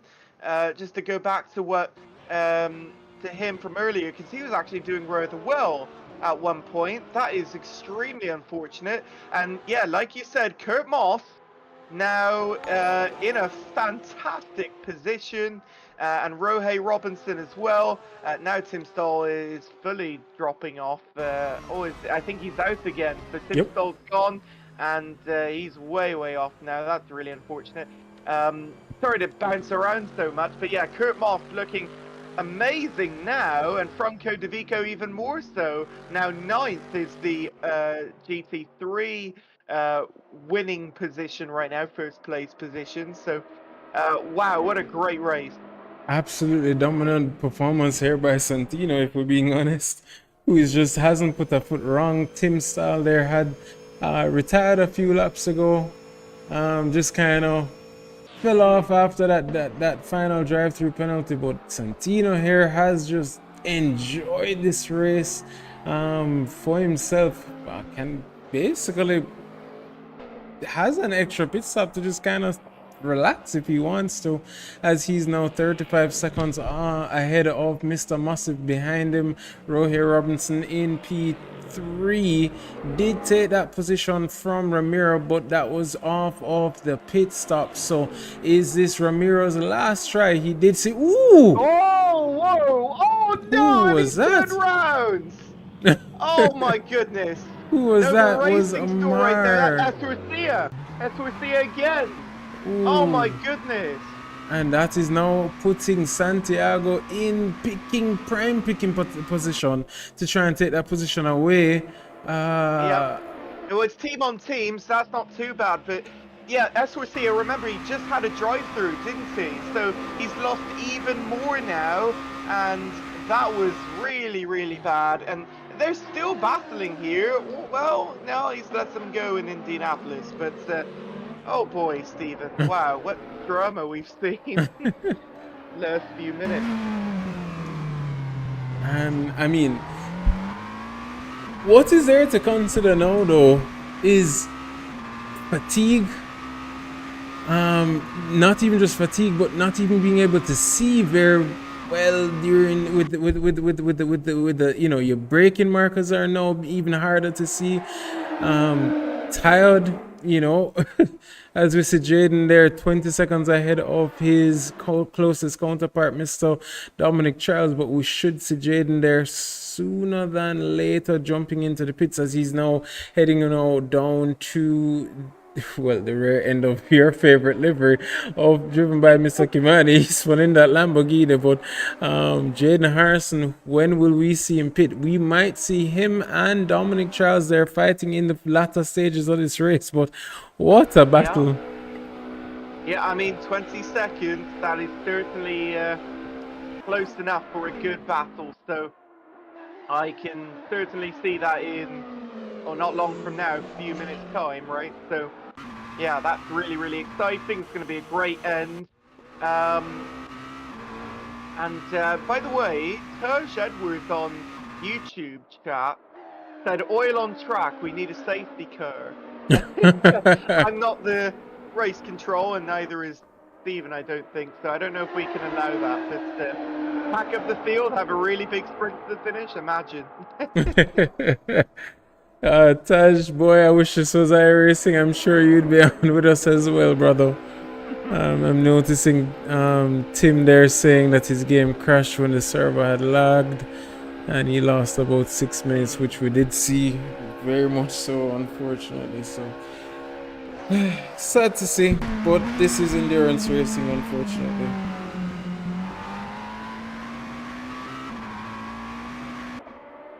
Yeah, that's really unfortunate. It's just sim racing. It's up to the internet connection, not up to your own driving. So don't feel bad. There's nothing wrong. I mean, it is what it is, right? We're talking in chase for pace. You know, who was it? I can't remember. Was it Jaden Harrison? But they disconnected, and it almost made the difference in the whole championship. And you know what? That's Yes. just Sorry, sorry, no, Steve. I'm listening. I'm listening to you. I'm saying yes. Oh yes, yes, yeah. It's just how sim racing is. Don't feel bad, and keep your head up high for the next one. It's just how it is. So yeah. Anyways, not too dark yet. Thankfully, there is good lighting on the circuit too, though. But the sun has set for quite some minutes now. Hopefully everyone has practiced their night driving here, because otherwise, you never know when a corner might catch you out. Well, So don't be too risky, but I guess if it's the last lap, then, well, be risky, because it's ride or die by that point. well, we have done well. We basically practiced this for the last few weeks. The server has been set, so 6 p.m. is sunlight, 7 p.m. is sunset, and 8 p.m., which will be in about 11 minutes, will be almost pitch black, basically. We started with We're in almost twilight right now, then. exactly. We started with almost 40 drivers. We've lost almost half the grid, unfortunately. As we're Well, I now. wouldn't say quite half the grid. I think if it was half, it'd probably be like we'd be down to like 15 drivers. But no, we've lost a few. No, we It's just how started it with is. 38 drivers, so call Oh, it did 40. we? Well, Yes. there's some I don't see on the tower. No, well, if we scroll down now, then you see Oh them. no! Yes. Oh, I just realised. I thought we started with around 30. Oh No, my goodness! no. Oh, that's the yeah. No, that is unfortunate. Then Yeah. yeah. Yeah. Oh no! I'm so sorry to all those drivers. Yeah, it's unfortunate. It is our first ever endurance event. Something that honestly I can see us doing more. It might not have played out as smoothly as we wanted, but nonetheless, this has been very fun to watch per se. You know, watching as the likes of Mr. Massive here, who had a very poor qualifying session, has now made his way up into P2, and that's off of merit. That's not But you know, necessarily. Uh-huh. right? Yeah. Well, you know, you're the organizer, right? So you're the one that has all the great ideas. I mean, I think it's fantastic because you know I love endurance racing. Absolutely. I love also IMSA racing, so I love sprint racing with these same vehicles, and it goes. It's really strategic. There's lots of maths involved, lots of science involved, and there's lots of strategy. So you never really know how things are going to play out until really the dying minutes of a race. And any one crash can completely change everything. Just because half the field has gone here doesn't necessarily make it an unsuccessful event. Absolutely. And Yeah, I would say it's just been how it is, because with sim racing, like we mentioned, you can get really bad frame rates, or you can have a disconnection with internet, and that is just something that happens in sim racing, not real life. So it wouldn't have happened otherwise. So you have to come to expect it by that point. Don't feel terrible about that, Stephen. Honestly, I'm very happy with how things have been going so far. I've been really entertained. So hopefully the chat in YouTube feels the same way. Absolutely. As we see Dominic Charles there, Jaden Harrison in the pits takes back P1 from Jaden Harrison. So as you said there, Mark, the battle is going to come down to the final moment as we have there he goes. Right about an hour remaining to go. Hour 8 minutes 33 seconds on my count to go. I'm excited. I'm excited. I don't see the interval. Oh no, I do see the interval. So it's saying, is that saying 23 seconds from Charles to Harrison? Yes, sir. Okay, there it is then. So I'm gonna look back on my live timing, and give me a sec because I do have to like swap the tabs. So it does not instantaneous like I would like. I don't have a multi-monitor setup or anything as much as I would like. But so that's now saying 6 laps to pit for Dominic Charles there. Jaden Harrison obviously just came out 0 laps in pit. So that is why you're seeing that gap there. And it's really not going to be until the final pit stops are completely all done that we are going to see that final battle for the win take place. Side by side together. Absolute dominant performance here though by Santino, who has not put one foot wrong. By the way, Dominic Charles had a 3:22.9. Is that what was the fastest lap of the race? I want to know if the 3:21.6 by Jaden Harrison. Okay, so it's fell off over a second then. Okay. Well, remember the thing is with endurance racing, you do have traffic, so even yes. Yeah, even was the fastest lap in traffic, or was it before that, back at the beginning? Sorry? When they did that fastest lap, that was towards the beginning, right? Do you know the lap? No. That was about 3 or 4 laps ago. Oh, yeah. Wow. Oh, okay. So with traffic. Yep. Well, right, okay. Well. Wow. That would... One, let's note, Jaden was on used tires. That's one. Number 2, the air temps have gone down a few degrees and the track temps have gone up. Right, so there are so a lot of factors. Yeah. Definitely. And finally, as well, I believe that was a clear lap without any form of lap traffic. So Jaden had a smooth sailing for that lap where he could just push and made his way through and has been enjoying. Well, again, he did have that incident with the likes of, I think it was Rafael Rivas. I believe it might have been Rafael in the NSX. Yes, I remember it was Rivas. Yeah. Right. And he did go off. Jaden made contact and had to take a pit stop early. Right. Yeah. So that is going to be the difference maker here. Will that, or would that have been Jaden's final pit stop? Does Dominic have another pit stop to go? Well, see, I don't know. Yeah, he's gone about 7 laps on this set of tires, hasn't he? Dominic yes, Charles. He has. Yes, it does say that on my live timing. So yeah, so we have a lot to see. How many laps did to go in the race? Do we know how many laps did to go in the race? Then we can kind of find out from there. If it's 3.5 a lap and an hour for it to go, we can kind of deduce it from there. What I'm going to say, and there you see the fireworks are out, and no, fireworks don't mean last lap. Fireworks just, we're going to enjoy the night time. Yes. Yeah, and that happens in the real life race too. They have exactly at night. as the cars are going around the track. Actually, sometimes it can be a distraction as well, so It not all can. the drivers like it. But yeah, I love it as a fan. So I did 64 minutes divided by 3.5. That's 18.2 laps. So if those calculations are correct, there would be one more pit stop, if I'm not mistaken, for the hypercars.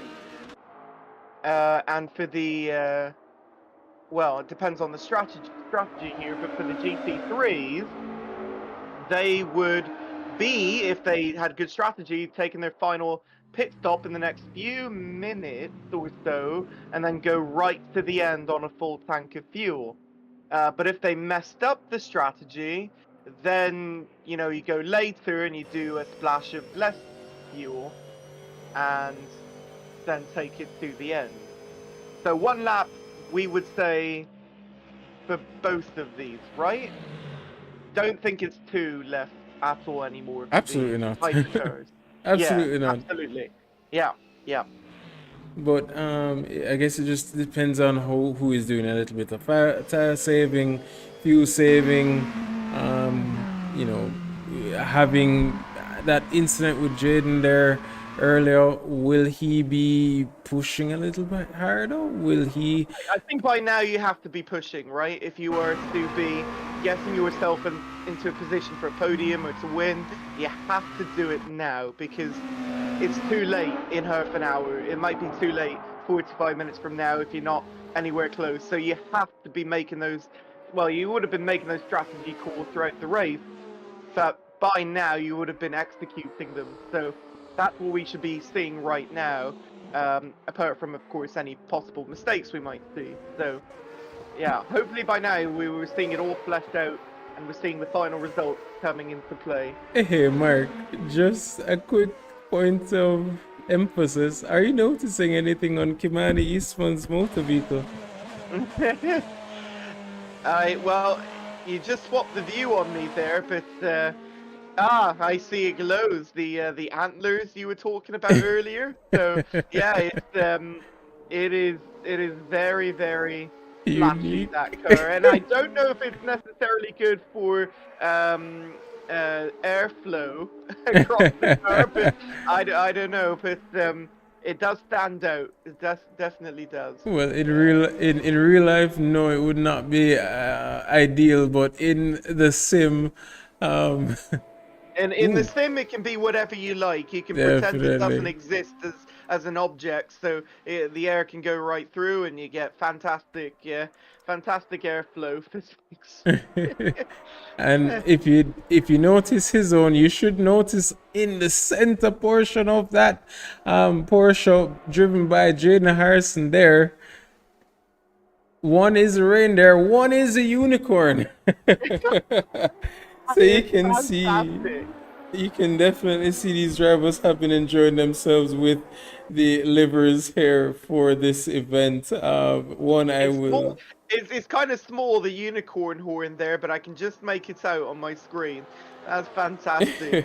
Yeah, there you can see a little. Oh, it was just coming up to the. But yeah, you can see it a bit better there when you get close, and that's so funny. I love these drivers and how they have a little fun in everything they do.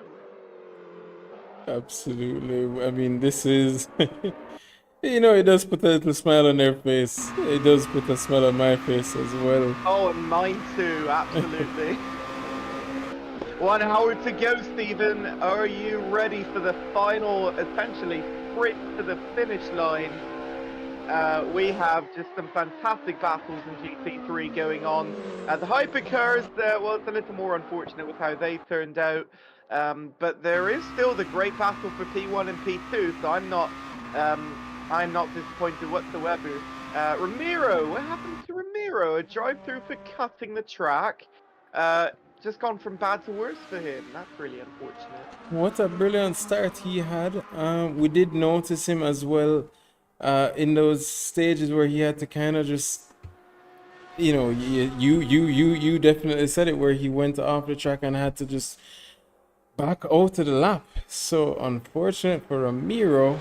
because he's now sitting in P6 behind his teammate there in the Lamborghini of Vincent da Silva. So his race has just slightly or slowly unfolded lap after lap, but nonetheless, yeah, what a battle he's done since from start to finish, now just unfolding.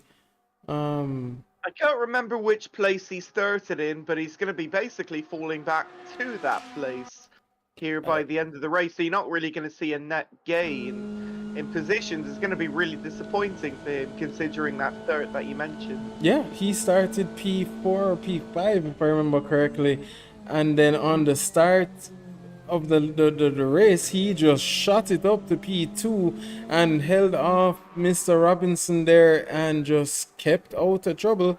That's a net loss for him then. Absolutely, absolutely. So, I mean, the biggest winner so far has been Mr. Santino Franco, who, with the fans in the chat, did not let him sit one moment without knowing that he has one fan, no matter unless that fan has passed. I haven't seen Fernando in a while, but hopefully he's still in the chat watching and cheering. Trust me, I'm hoping as well. Maybe just took a little bit of a nap, but nonetheless, what a battle that has been. Yeah, I mean, it's great to see all of you here. Honestly, you guys are the viewers. You are the people that keep this community together. So thank you so very much for your participation and your cheering. You the fan. Fernando, there he is. He's there still he here. is. 1 more hour, let's go, he says. Let's go. But nonetheless, this has been fun. I will say we will definitely see more of these endurance races in the pack in the future. We will make notes as it goes along. We'll get some more help in the commentary booth. We'll get some more help with following along with the race as well, because I'm still learning. As we see Mr. Robinson, as we see Mr. Robinson there coming out to the pits. And that should be his final pit stop. I'm guessing we'll put more than enough fuel. Absolutely should be. That you have, well, every car might be different on the fuel count. I'm not sure, but in terms of liters, but they should even out roughly to about the same time that you would have in the tanks. So yeah, I'd imagine, well, 56 minutes to go, that should be just enough to get you through the end. Man. Stephen, I'd be the first person to put in a nomination for an endurance series at the JSRA, or even a sprint series of this type, multi-class racing at the JSRA. I would be the first person to put my hand up to commentate and enjoy that racing. Well, this would be a brilliant opportunity, as you see Mr. Robinson there flashing his lights. Maybe he needs to use the flash button, not the regular on and off button. But maybe he's trying to figure that out. I'm not quite sure. But not sure either. Okay. Yeah, there is a separate flash button in Assetto Corsa. He absolutely could use it, and it flashes properly, you know, like it does in real life. So keep those lights on. Don't turn them off. That's well, it would be a penalty in real life. Oh, there you go. Yeah, keep that on, Rohei. Don't do any funny business. Anyway, I'll let you, Stephen, carry on with what you were saying there. I cut you off. Right. No, and trust me, rightfully so, because I can blabber from time to time. But nonetheless, this is the new era of the Jamaica Simulation Racing Association. We are trying, as always, to try and bring a little bit more excitement to not only the drivers, but to the fans as well. And we have, there they go. We have taken account of the past series, and we'll be looking into making the Chase for Pace series a one-off, maybe once every month, at the final portion of each month, to kind of bring a little bit of excitement to you, our fans and our drivers, build up the grid as well, because if you haven't noticed, this has been our greatest assortment of drivers. One, in terms of talent, and not just talent, but in terms of size as well. So Oh, the record field? yeah, Nice. absolutely, absolutely. So, ooh, and that is Santiago Venegas with a drive-through for sick. cutting. Yeah, another one, yeah. So he will be heading now down into the pit. Well, So he I don't know was, what's going on with Kearney. Why? Well, the interval's being a little weird again, but yeah, Vanegas does not want to lose any more positions. That's an unfortunate drive through this race. There he goes through. He's almost done it, actually. yeah, he has more than enough time to the car Yeah. behind. Yeah, plenty of time. Drive through taken. It says good. So carry on, but he's lost. Was I think? Well, it flashed up 26 seconds. I don't know if that's quite right. For the car in front, but yeah. Well, that's how it is. Got to be careful with your track limit. Yep. But yeah, as you said, this is something that I'm very much so excited for. You'll even catch us next week at the well, on board with the AC Friends community, and we'll be partnering more and more with them. We've raced with them in the past in many brilliant, beautiful, but unfortunate events. Every race, Mark, if I do say so myself, that we partaken, wow, partaken in with the AC Friends community, we've had some unfortunate or unforeseen circumstances, whether it's disconnections from our personal computers or whatever it may be, taking us away from the top podiums positions, or not top, but wow. podium positions. So we'll definitely be looking forward to more fights with them in the future. But with their mods being as amazing as they have been, I can definitely say you can look forward to seeing us in the future. That gap though between Dominic and Jaden, do you remember it a few laps ago? Yeah, it was well, quite a bit more than it is now. It's 18 seconds the gap, so it's dropped quite a bit because Harrison is multiple seconds a lap quicker than Dominic Charles. So that's a bit of drama right there. Oof. So that gap dwindling slowly by surely. It was what was it, 22 seconds not too long ago, Correct. and now it's back to 18. So let's watch and let's see. Maybe a possibility of some last minute action. Who knows? Who can tell? Just stay tuned and watch and enjoy for the next few moments. I do love to hear the sound of this Alpine. I'm sorry. Someone's saying hello to Dale Maiden. I don't know who that is, but they're saying hello in the stream chat. Georgian G, well, welcome on in. Welcome. To the, for some reason, I feel like York and Jin should be on track with us tonight. Really? Yes. Wow. So, yeah, nonetheless. I don't see them on the timing tower, so I can't look beyond 27th at the moment. So I don't know if they were. I'm terribly sorry about their demise if they're not in the race anymore. Man, life happens. We understand it. You know, you may want to, you may try your best, and something may just pop up at the last minute. So we'll never hold it against you. If you didn't make it for this event, and this goes for anybody there, if you didn't make it for this event, we look forward to seeing you in many more to come. Yeah, you know who I was just thinking about? Raven Plummer is not in this race, but was in the test race. Guess what? She is at the WEC. Right. Oh, the Lone Star Le Mans happening this weekend. Yes. Wow, fantastic. Well, hey, they get to see the real life versions of these, so I'm jealous. I'm quite jealous myself. So, unfortunately, won't make it for the race, but fortunately, will be enjoying herself at the Americas, or the Circuit of the Americas. Yeah, Kota. Yeah, one of my favorite tracks too. Especially at sunset. Oh my word. Happening tomorrow afternoon, I believe. If you want to watch that. on your television. Which again, I guess if we have the time now, we are looking forward, ladies and gentlemen, to your votes to see what we can possibly do in the new for the next few stages. We heard rally might be the next exhibition, but the next main event is to come. We are looking forward to. Ooh, who was that on the side? There was someone on the side of the track. That was Ramiro Dominguez, who may. Was it? Or is he Yes, he just disconnected. He's disconnected. What happened? Because he didn't have a disconnection by internet. That was himself pulling off and disconnecting. Yeah. Right. We saw him on the side of the road, and maybe fatigue. 48 minutes remaining.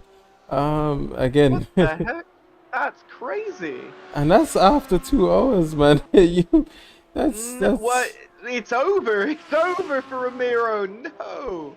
Oh my goodness. He's going to lose all of that. He's going to finish. I've lost count of how many DNFs are now, but he's going to come 21st overall in the end. And that is unfortunate there. Poor Ramiro had prime position, but sad to see. We were looking forward. Wow. As we sit. Ramiro, I'm sorry. I'm really disappointed with Ramiro today. I mean, because of what happened there at the Mulsanne chicane there. Going round the wrong way and losing time and almost coming into traffic and such. And but it had such an amazing start. Just squandered it all the way across the race. I was really hoping he'd do the best out of all the GT Panama folks, but it's simply not going to be the case today. Actually, it's going to be Rohey Robinson, I think that is. No, well, Rohey Robinson is of Artito, Jamaican, sellout sandbag. Oh, not Robinson, excuse me. Who is the next one? Vince De Silva? Yes, yes. Yeah. Santino, I believe, was invited sorry, I do get that confused. Yeah. Rohey Robinson, he's Jamaican, right? Yeah. Yes. Yeah. Rohey Robinson being a good friend of ours, lead developer over at the hear me. Sorry, I noticed Taj Edwards saying probably dinner is ready, but. I have to shout out the Loltec sponsor that they have over at GT Panama. Absolutely. That's important to do. Absolutely. Yeah, apparently they make really good stuff over there, so that's great. Oof. Oh, another one going through. Vince is doing it too. Yeah, well, at least he actually went through the tyre barrier in the middle. Definitely. And there's someone else also locking up behind. Oh, goodness. Again, this is a part. 3 hours of driving is not easy, I will say. It's all going belly up in the end of the race now. So let's just take a look quickly at that gap between Jaden and Dominic, as it's about 17.5 seconds. Again, that Alpine is just absolutely brilliant to listen to, man.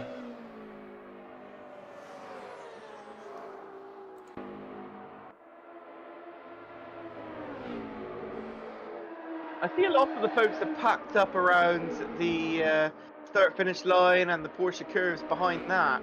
I don't know how that managed to happen, but it used to be all spread out, and now it really hasn't been as much. There's lots of gaps in the track. There's a Mar there on the rear. Oof! Tires on the rear end of Vincent De Silva of GT Panama.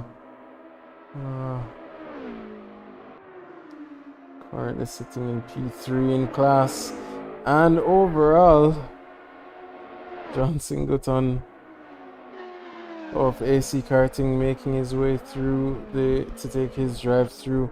He didn't get any practice at all, by the way, so please don't hold too much against him. He's doing great then. He's doing great if he hasn't practiced a single bit. Yep.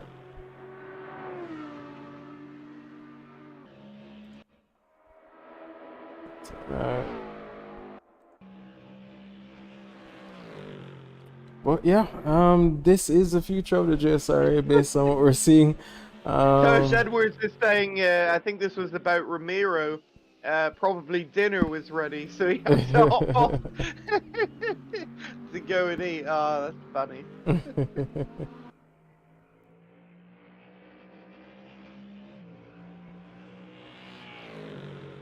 44 minutes to go. Here at the Circuit De La Sarthe in France. Was it the Pays de la Loire region? Oh, he got really close to the tyre barrier there, the windward car of Kurt Moss. Can you hear me okay over here, Stephen? Absolutely. Yes, okay, I was just making sure. I'm sorry. You may be wondering why I got so quiet there, but It's all good. You know what? Hearing the natural sound once in a while is not a bad thing. I am genuinely just enjoying, as we say, Omar there taking his, I'm guessing, final pit stop for the race. Luis Daniel Velez promoted into P3.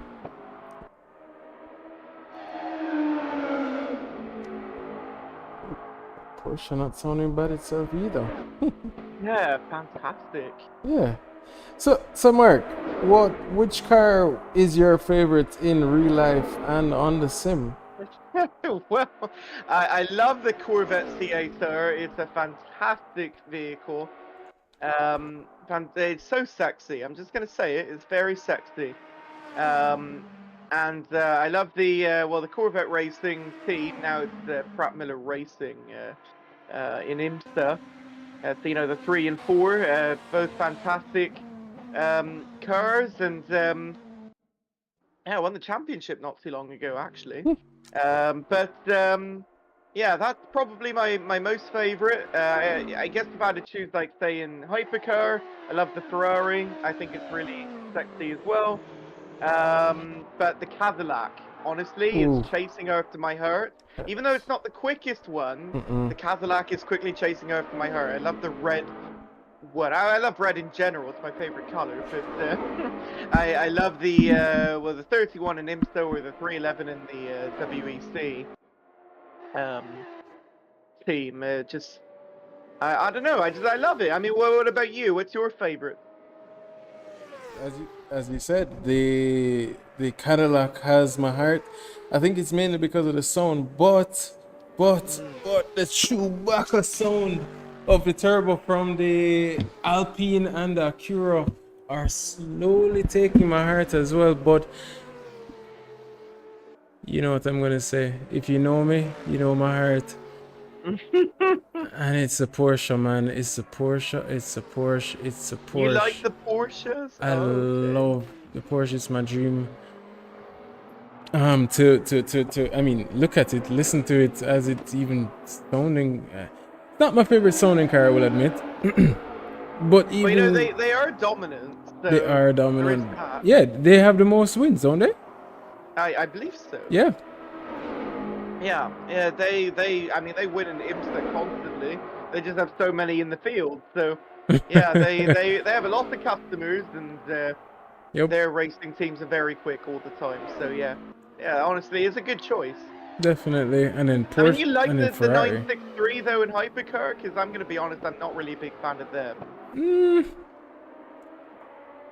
Rexy. You know, Porsche Penske and all that, you know? Yeah, Rexy is my favorite.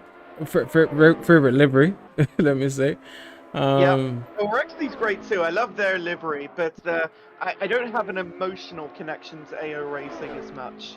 I don't know. Maybe I'm just not as much into dinosaurs, but I love the livery though. And if the Rexy car wins today, they get another gold tooth on the front. You know they do that, right? When they win, they get the gold tooth. So, and also Roxy, the cousin, I guess, of Rexy, the purple dinosaur. We don't have any livery of that in this race, but that's also another IMSA livery there. That I don't believe has one as of yet, but they were out at VIR last weekend. I can't remember quite how they did, but I was at work at the time the race was going on, so I was trying to listen on the phone as I was trying to do my job. So, yeah, I don't think they won though, if I recall correctly. So, no gold teeth for them yet. Here's a look at the Alpine on board. Don't show any data to any other teams. They might try and use that. They might try and steal it away and use it. No, I'm joking. But 39 minutes to go in the race. We're inside a normal pace for pace race now, Stephen. Right, because typical races are 2 sprint races. Well, that's more They're 40 40 minutes. Yeah. No, this has been lap 36, and I do believe we did lose a few laps in that initial the disconnection that we ended up having with the cars. So this would be about lap 40, lap 41, give or take. We have about equal split. Santino has been the car. Have you noticed he has not put 1 foot wrong? He's averaging, well, he's slowing down now with about 358, but he's been about 357, 358, no, 358 again in the last few laps. Very consistent. Very consistent with track temps going down. So, you know, he's going to take it away. He's Yeah. going to take it away and win the race should nothing else happen by this point. Maybe that's the commentator's curse, but I'm going to be honest, he is very, very dominant in this race. Absolutely. Kurt Moss too, sitting in P2. He did start, he had a very poor qualifying session. He did state that he didn't get his qualifying setup correct. He forgot to load his proper qualifying setup, and that just undid his qualifying session. But nonetheless, damage limitation. P2, Rohir Robinson started P2, is now in P3, got that or lost out to Ramiro Dominguez at the start of that race. There's they say the unit, the reindeer of Mr. Kimani Eastman in the rear view. But yeah, and he's going to go by right now, and there he goes. There very he goes. nice. Civil. By the way, there was a purple, I think was that third sector by Jaden Harrison last lap. I just saw it come up. It's gone away now because he's on a new lap now, but he had a purple sector 3. So that's something. 9 laps into pit. So he did that with old tyres. 2 laps into pit for Dominic Charles, and that was his final lap. Final I'm pit sorry. stop of the race. Santiago made, In the pits. yeah, he made contact there. What's happening with What's he him? doing there? I don't know. Did he slide over, or how do you possibly get in that position by that point of the pit lane? I couldn't tell you. I was gonna say maybe that would be Kimani's opportunity to catch back up, but I have no idea what just happened. I'm going to be completely honest, and I just saw the replay on the YouTube stream. I have no idea how he possibly could have gotten into that position without flipping the tires somewhere on the corner. I have no idea. I'm going to predicate that one to fatigue. I have to, as you say, Kimani Eastman there locking up his tires. As I was hoping he may be able to catch back up, but nah, a little bit too far off the pace is Kimani Eastman. Santino Franco Davico is just dominating though in that GT3 car. I'm sorry, I am, you know what, Mark? Yeah. Fernando said it earlier. And Fernando did just say that. I was going to look for his comments earlier, but I didn't have to look too far. Santina can start with 3 minutes disadvantage and still win a 20-minute sprint. Absolutely, I will take your word for it, Fernando.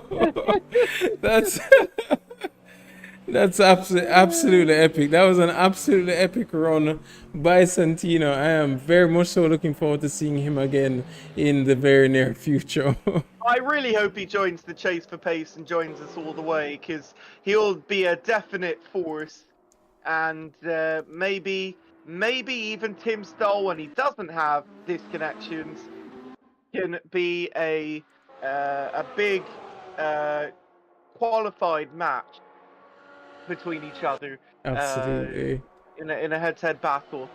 That would be really exciting to see.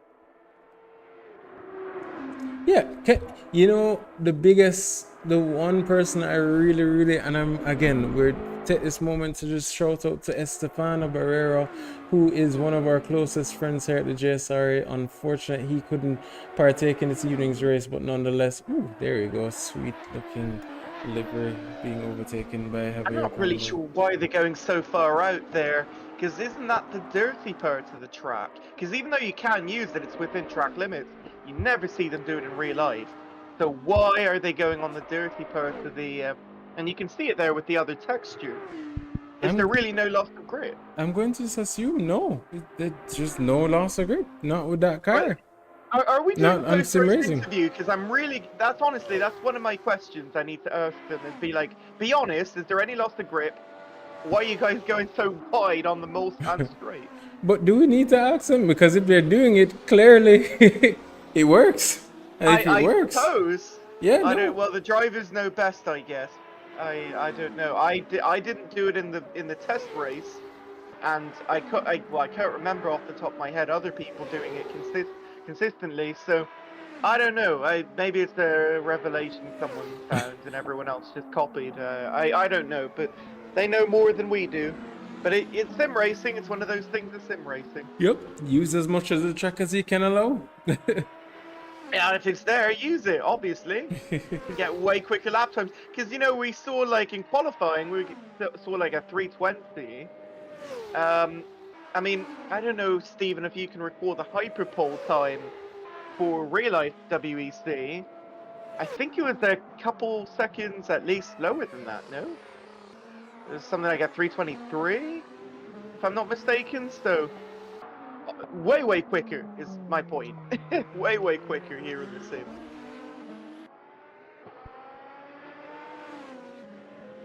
You might be looking that up right now. I So yeah, absolutely am actually. he absolutely is. He says it in my ears. So there we go. Yeah. John Singleton, another drive-through for cut to the track. He's an 8th, and well, that's last place I believe now in the hypercar. So, or the LMH rather. So yeah, not a great day for John Singleton either. But at least he didn't DNF. So. He's still above all the other drivers that did, so I guess he can take that away. Getting down to half an hour to go. Air temperature 19 degrees, track temperature 20, it's about even. Wind is basically non-existent, 2 kilometers an hour to the south, I think that is. South-southwest. We're on lap 39 of the race now. By the time we end, gonna be just about 50 or so, something thereabouts. No, maybe a little more than that. No, I'd say that's about right, about 50, something like that. So, Jaden Harrison leads Dominic Charles by 32 seconds. There he is right there. That means, well, they've had the pit stop, but that means he's increased the gap once again. Dominic Charles, though, at one point was a little quicker in catching up. Don't know if that's the case anymore. The previous lap for Charles was a 24.9. It was a 22.9, a full 2 seconds quicker for Jaden Harrison. So, I mean, that's just one lap. We'll have to look at multiple laps here. But that's looking like Jaden Harrison is controlling now in the last bit. Again, there's no more pit stops scheduled to go. Omar Esorcia looks for a podium. Despite a few mistakes, actually, today, that's really a shock. Well, SRC is actually going to be on for third and a podium there if that timing screen is correct. Even though they're well back, 94 seconds back of Charles. So it's really, really far back from the final podium position. But Daniel Velez is challenging behind. That's really the big story there in the hypercar. You can see him right behind Daniel Velez, 2.2 seconds there. I mean, he's going to be fighting for it. We love Velez. He's going to try his absolute best to take that position, even though it's his own teammate there. Then go down, if we can please, Stephen, to the GT3s. First place in the GT3 is Santino Franco De Vico, who is, by the way, just letting them by right now, those two Noba Racing Store hypercars. Lovely, lovely Mustang. We're talking about them all night. Has a super fan in the chat. He is leading this quite nicely by this point. 15 seconds to Kurt Moss at the moment, but I believe that's because Franco De Vico, he took his final pit stop, didn't he? That wasn't on pace. That's because he took his final pit stop and now he's going to try and make that gap back up again. He was up to like 40-something seconds, I think, not long ago. So he actually managed to keep first place regardless of the pit stop cycle now. He basically had a free stop in hand is what he had. Rohei Robinson is third, and he is 26 seconds back of Kurt Moss. Running kind of on his own there, leading kind of the Mulsanne pack right there, 11th, 17th, and so on behind. So, yeah, then it's Declan Daniel, Vincent De Silva after that. Unfortunate for him, his teammate Ramiro Dominguez did generally better than him, but then he mysteriously dropped out. He had a lot of mistakes, Dominguez, and then just mysteriously dropped out of the race. We don't know why, but something might have happened. He's the latest retirement. So, Vince De Silva, the best GT Panama driver, unfortunately, in this race, well back. Javier Brandao is just behind. I remember him from the special event at Watkins Glen back in 2022 that I called, my very first commentating gig, I guess you could say. Then it's Daniel Kalimba. I'm so sorry to cut you. Dominic Charles, yeah, go ahead. Dominic Charles has a drive-through.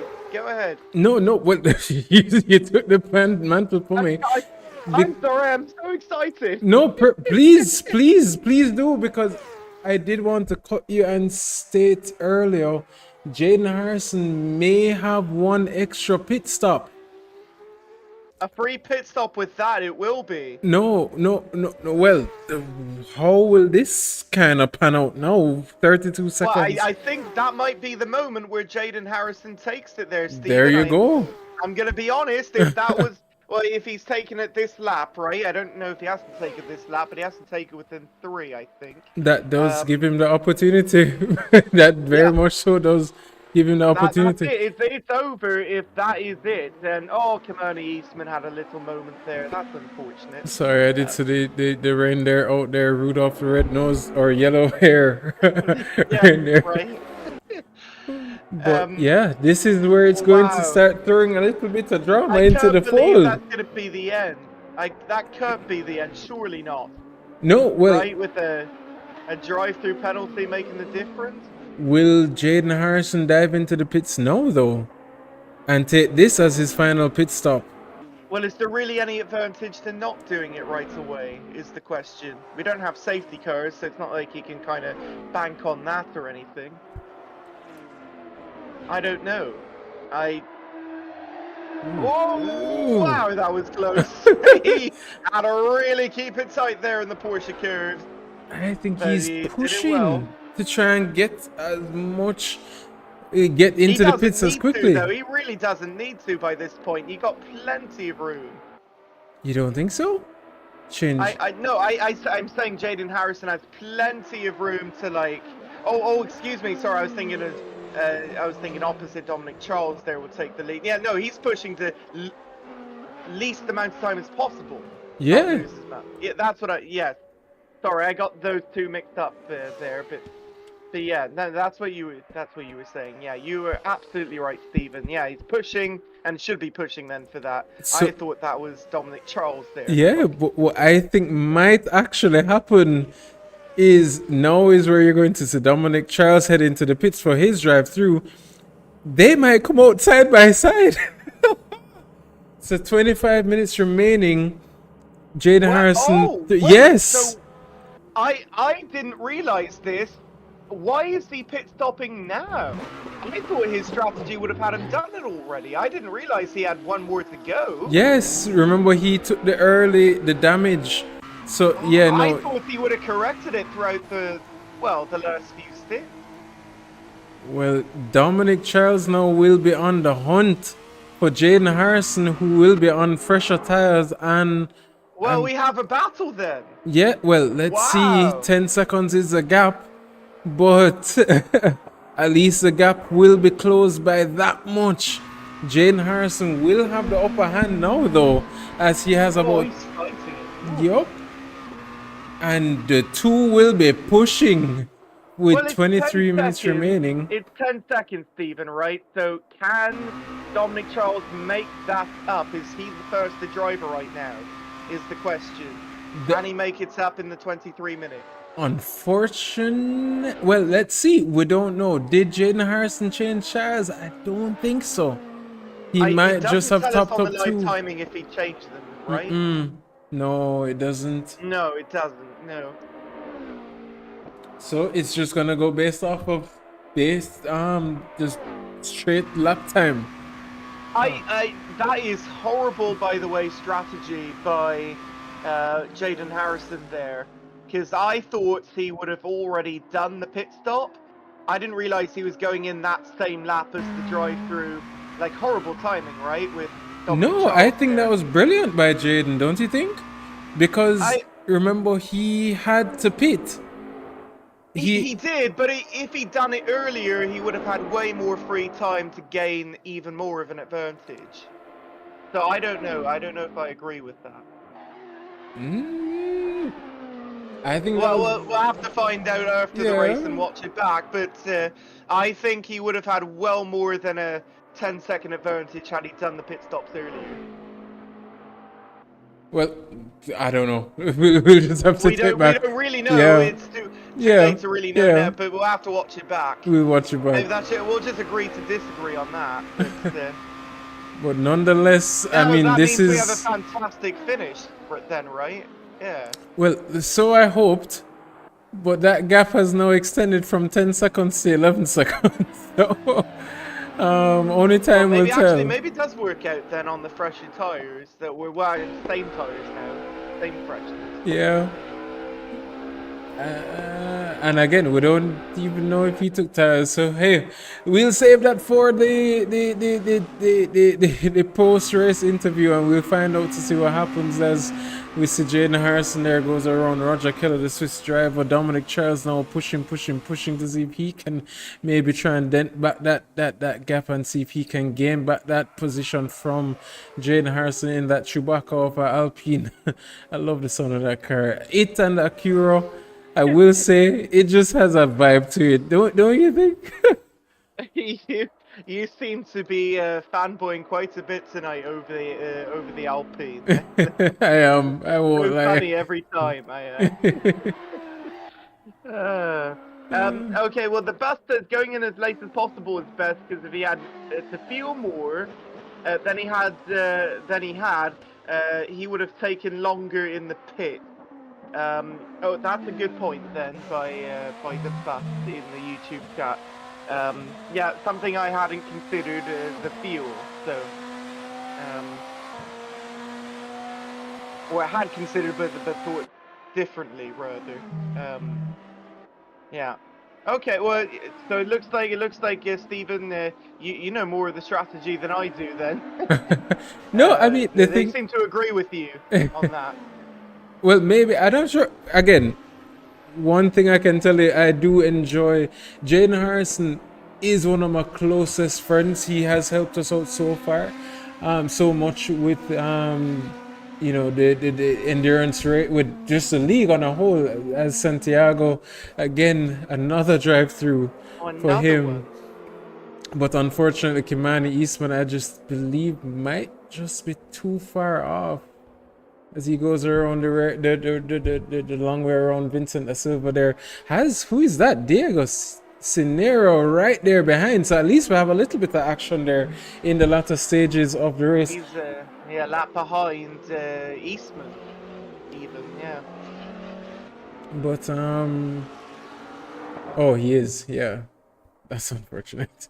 Yeah, well, Singleton is in kind of the closest battle with him, yeah. Will there be an interview after the race? It sounds like there is, Fernando. Yes, I think we deserve it. I think we definitely deserve it. Hopefully the drivers will be up for it. Well, that's the thing. They have to stay for that to happen. So hopefully, there's not many in the race comms channel I can see above me. There's like 4 drivers there, so maybe they'll pop back in after the race. We'll have to find out. Let's see. 3 hours of driving is a lot to do. But there you go. Is that no? That was a fight. That Diego and Kimani are fighting for track position as we speak. Yes. What? So was it the timing tower that messed me up there? I don't know. No, I think it was saying John was a lap down. So definitely these two will be fighting it out for the next 18 minutes. Yep. Imagine that though, Mark. You go through the whole race. You think you can finally kind of just relax a little bit, and keep in mind as well that the slipstream is extremely powerful here. So 2 things: dirty air is disgusting at 1, and 2, the slipstream is very powerful. So you will see the drivers coming in closer and closer and closer on the straights, but you don't necessarily want to be in the air as you go through those corners, especially in the rear end of that Porsche. So who will come fruit and bear fruit at the end of this? And there, I think we get the answer. Isn't this very similar to what we saw earlier in this race with the Corvette, if you remember? Trying to catch up, but couldn't really quite do it. And I can't quite remember what the result of that was in the end. But this is very similar to that, but in the other class now, essentially. Essentially, yes. Yeah, exactly so. So only time will tell. But again, the slipstream is very nasty, but the dirty air is even worse. So especially through the Porsche curves, you don't necessarily want to be staying too close to the rear end of those cars, but nonetheless, you don't want to give too much leeway to the driver ahead. Was that a track cut not too long ago there by Kimani, just past Mulsanne corner? You know, that first right-hander past that. He kind of went on the inside of that curve. I don't know if that counted as a cut warning for him there. Not sure. I was looking away slightly, so I can't say yes or no. I don't know. We'll find out. But they have to really count those cut warnings now. Again, it's only 5 at a time before the drive-through, so but we've seen a ton of them today. Unfortunately, Diego is pulling slightly that much of a gap, though. 1.5 seconds is the gap between the two. Torres. Drive-through for Captain just went through. Torres back in 16th overall. So that would be what, 1, 2, 3, 4, 5, 6, 7, 8th P8. All right, man. I think this is the future of the JSRA, though, Mark. I will admit, I do enjoy this. I love the strategy talk. Oh, yeah. Going to war with Jaden and Kimani and Chad Dillon, and we've had so many encounters in the past with our drivers fighting it out on these different endurance races, and you know, just the whole mix of the strategy and, you know, gambling with your strategy, and you're seeing it work, and trust me, it is a load of fun. I can't imagine doing it solo, if I am being honest. So the next endurance that we do, we saw that we did get the numbers, something that I was a little bit skeptical about in the original, and there goes John as well. But another drive-through to do now. Oh. But no, Oh my goodness, John! Come on, man! You have to keep it on the road. Again, John unfortunately did not get that much practice before the race, but yeah, Yeah. Endurance racing, man, it holds a place in our heart that we just enjoy. We have a lot of work to do. I will say that, especially with the growth and the JSRA incorporating it, this new HUD that we've been using is. I love the look of it, but it still has so much work to do. It looks well, it's a little confusing at points depending on what car you're looking at. So Right. you just need to remember it's from that driver we're focusing on. Yeah, And if absolutely. it's kind of more, I see a lot of 99.99 there seconds. If it's more than like 100, I guess it doesn't show you, even though it's less than a lap's difference. So just keep that in mind. They are in order like that, but you can't really tell where everyone is. So. Yeah. But I mean, this is still the evolution of the JSRA nonetheless. I'm definitely going to start looking into more and more apps.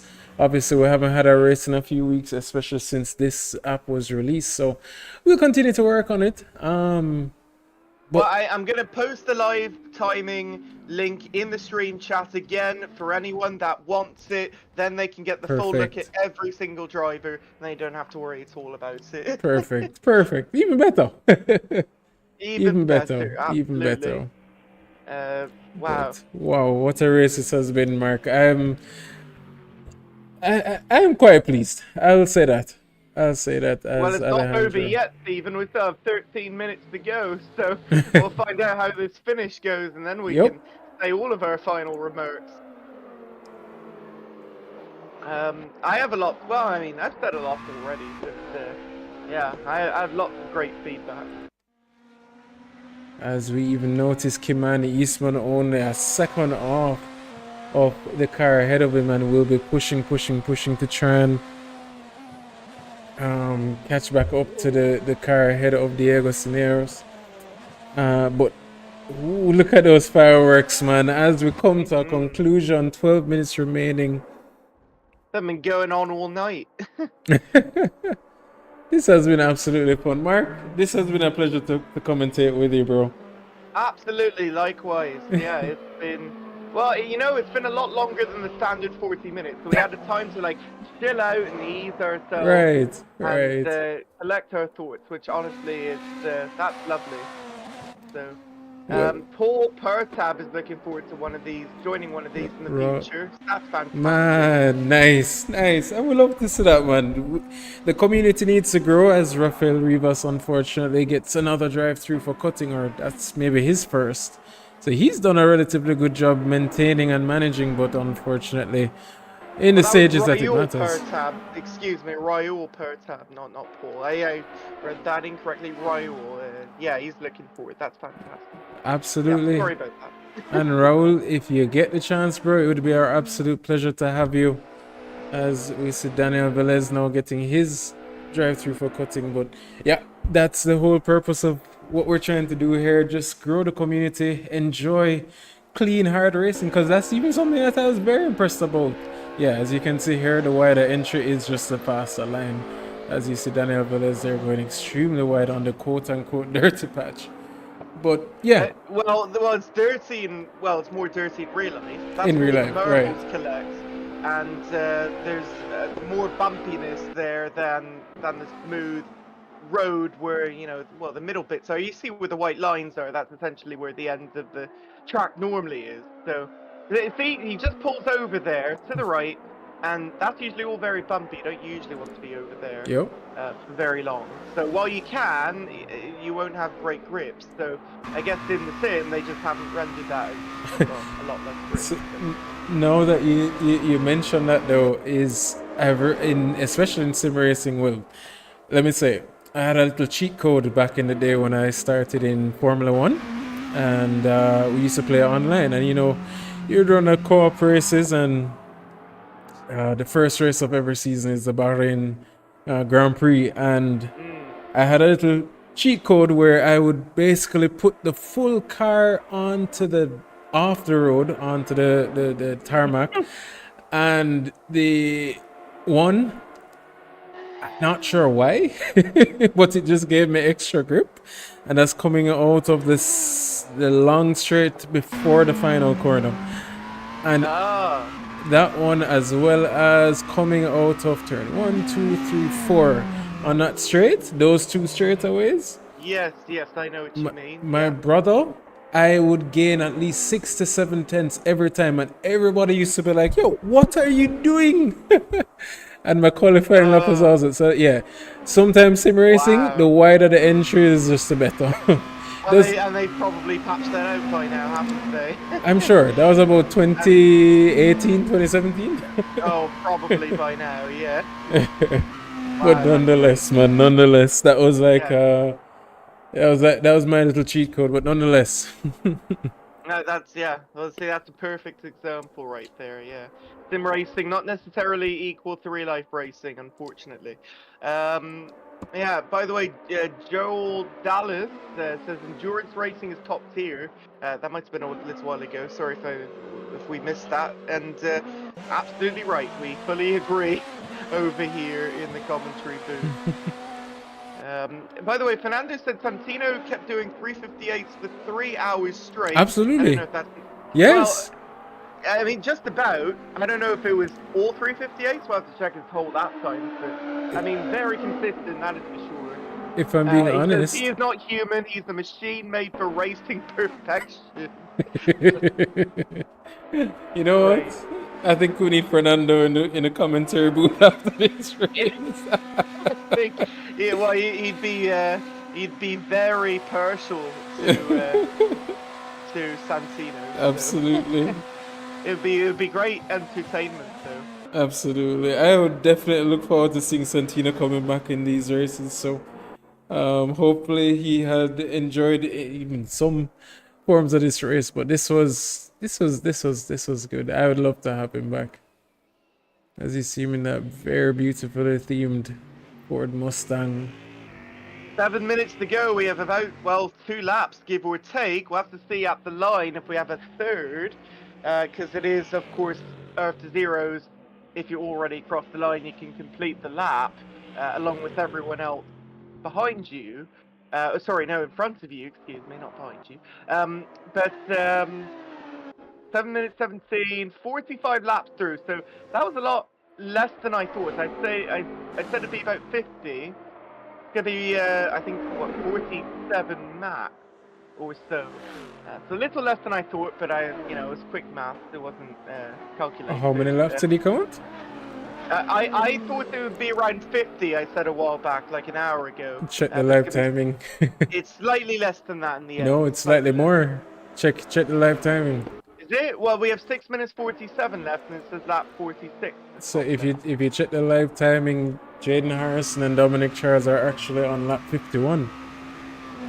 So you're right on the mark. See between the timing tower then and the other live. No, man. Remember we had disconnected from the server, so it resets to 0. Oh. Yes. oh, for you. I see. So it is more than 50. Correct. Right, So you're pretty close. On the stream, don't look at that. Don't look at the top left because that lap counts as wrong. Okay. Thanks for the reminder on that. I definitely forgot that would reset. But you know how it is. Yeah. It's been 3 hours, bro.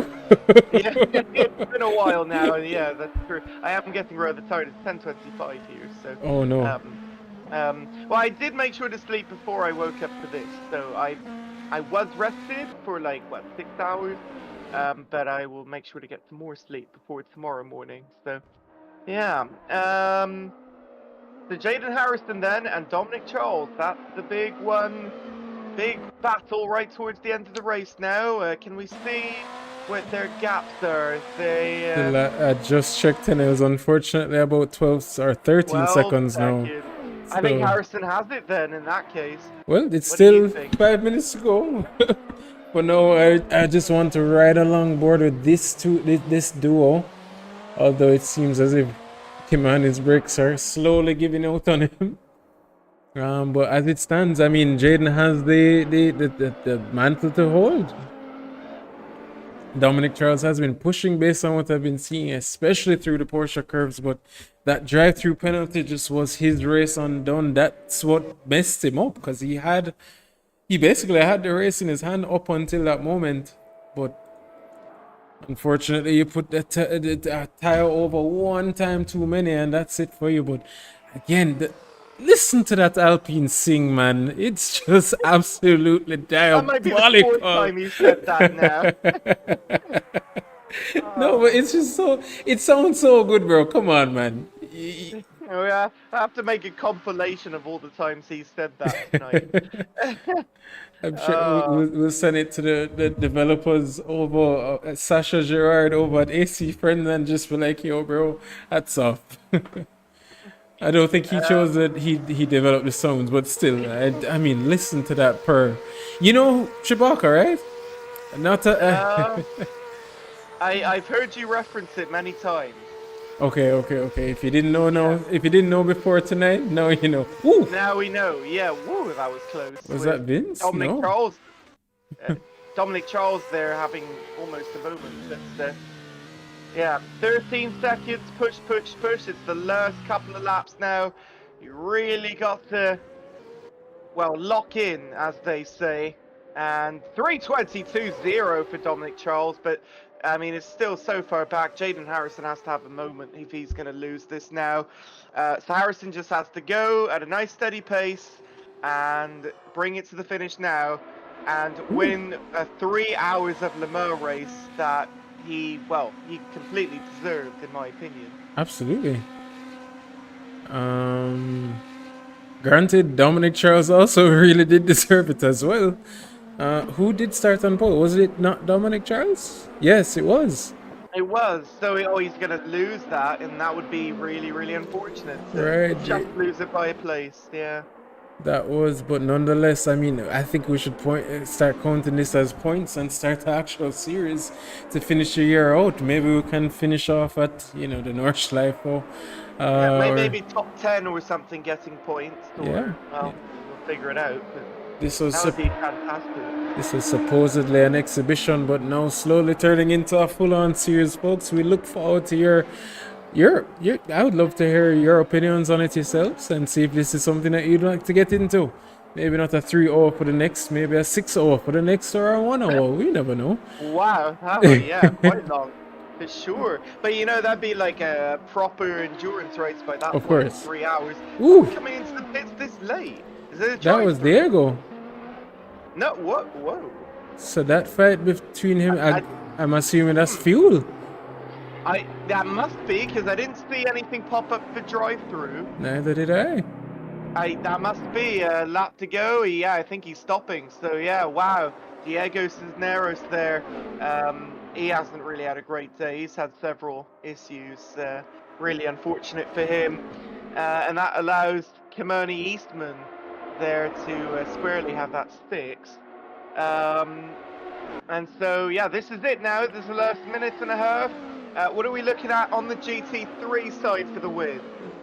Everything good with DeVico and Kurt Moss there? Let's see, 15 seconds, it says the gap. Okay, well, that's, again, about the same as LMH there, but really good race for Kurt Moss, just not going to be good enough.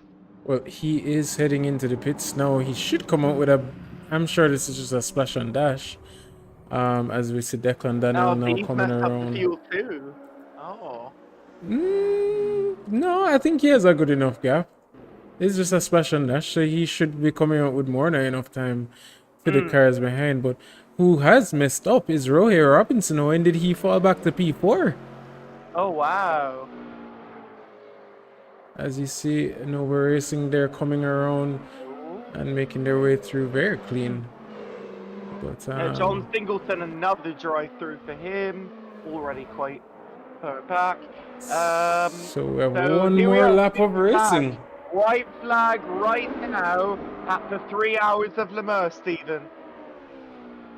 I'm sure Jaden Harrison was maybe thinking to himself, could it not just be 5 seconds remaining? Maybe 10 seconds? Maybe even 11. Right? Let me just back off before. Do another way round. Jaden had to finish right at the end, but as he said it is now overtime. Jaden Harrison is on the final lap of the first ever 3-hour endurance.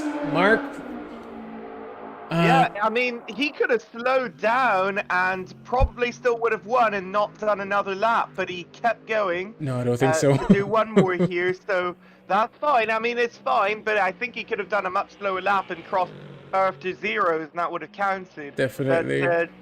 Jaden Harrison, final lap now, he's on. I think the Mulsanne straight, if I'm not mistaken. Yes, he is. He's actually pink.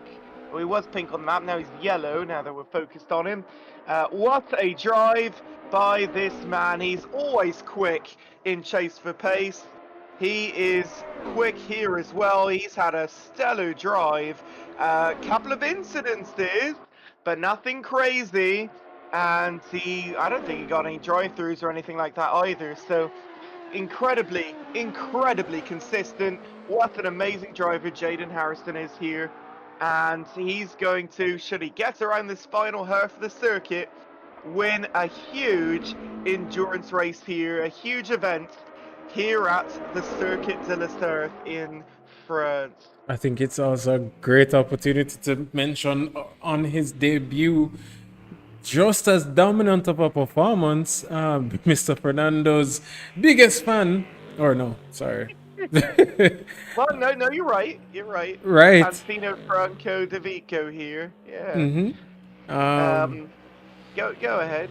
No, well, all I'm saying is hats off to what a dominant performance this was by car number 6 in that beautiful Ford Mustang. Again, this is one of my favorite cars as well, but not as much as the Mustang because it just doesn't sound as good.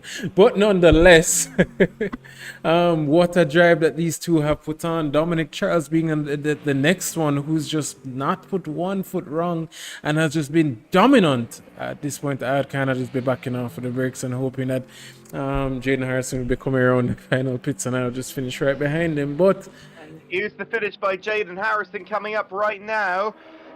He has, I think, just a little more to go, if I'm not mistaken. Oh, so I think, yeah, DeVico's going to get one more here. No, is it crossing now?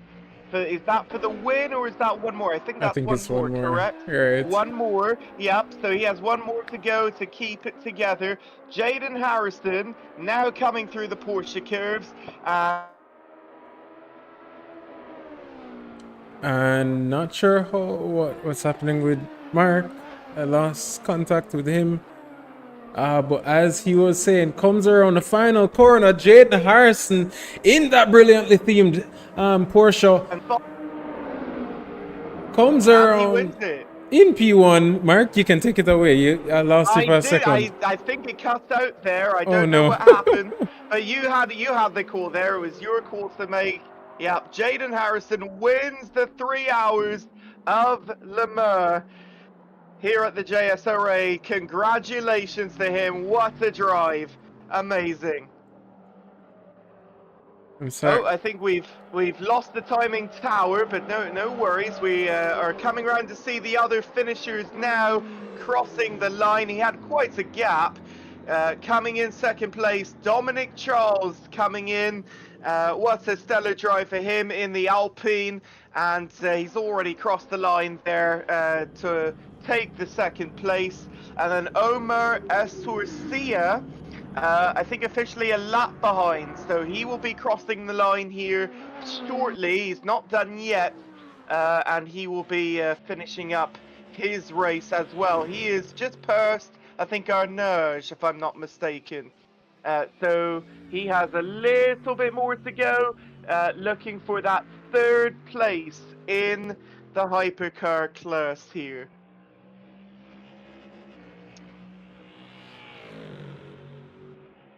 I don't know if you can hear me here, Stephen.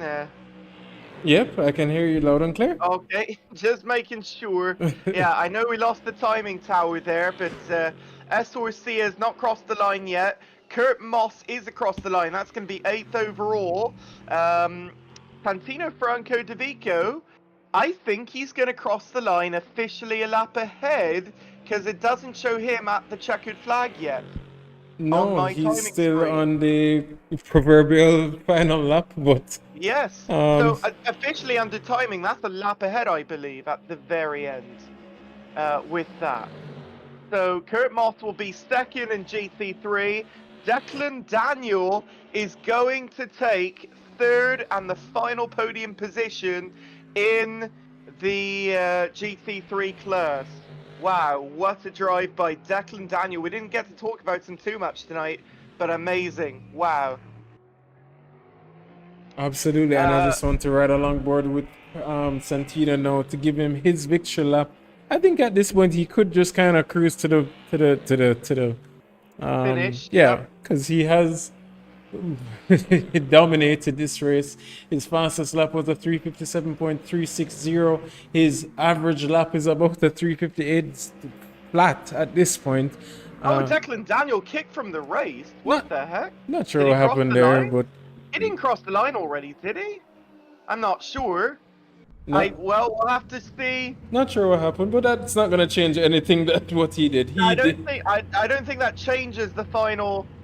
Well, I don't know if that Not at changes all. the final. Not at thing. all. Not at all. No, not at all. Yeah, and I don't know if Santino Franco De Vico had time to cross the line there because the server reset, but it shows him officially first. No, it shows Kurt Moss ahead, but I think that's not fair. I think Santino deserved first place there because the server reset. There's no doubt or question about it. It's just no doubt. No, Santino finished first there. He didn't get a chance to cross the line, so my live timing said Kurt Moss finished first. That's not true. That's not fair. It's because he didn't cross the line, right? So he didn't get that final lap counted. But it doesn't according matter. to Assetto Corsa. Right. Yeah. Well, we all know who finished first and who finished third. Right. We're counting it. So, absolutely. At this point, we're gonna just prepare the drivers for a brief interview if they have the energy. And then we will hopefully hear back from more of you guys as we go along. So please enjoy the time in the chat. Talk to us. Let us know where we're going wrong, where we need to fix, and how we need to get even better at this race. But nonetheless, well, I guess you can go over the final positions again.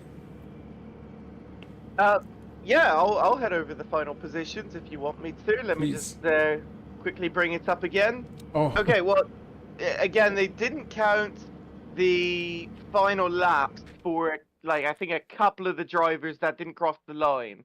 So it might not necessarily be correct. Actually, it just changed on my live timing view here.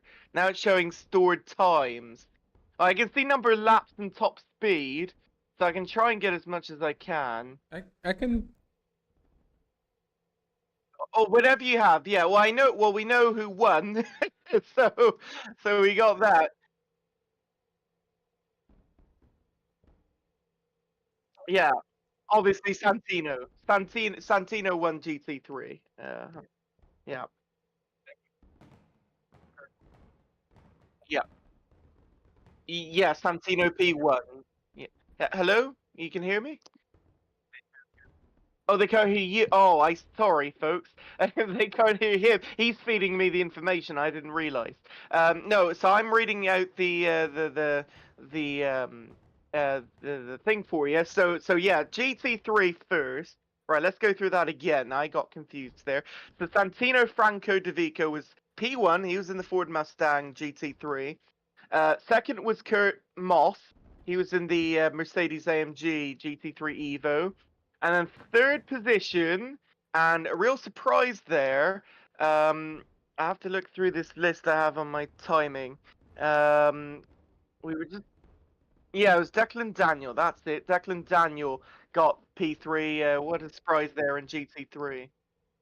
Yeah. Okay, and then for the hypercar, the LMHs, it was Jaden Harrison getting first position in the Porsche 963. And then second place was Dominic Charles. Yes, Dominic Charles in the Alpine A424.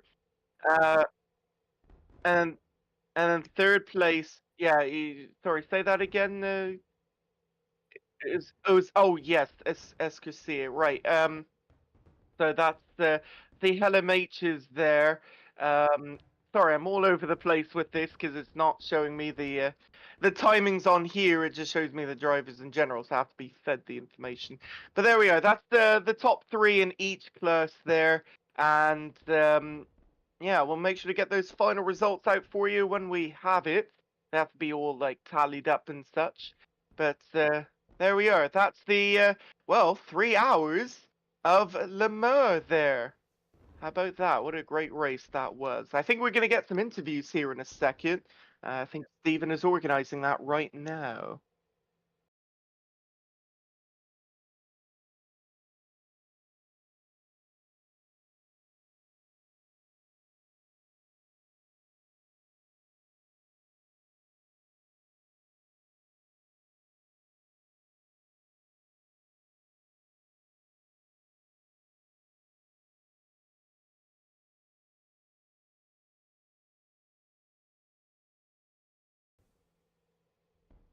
Okay. Well, hopefully, Declan, you can hear me okay.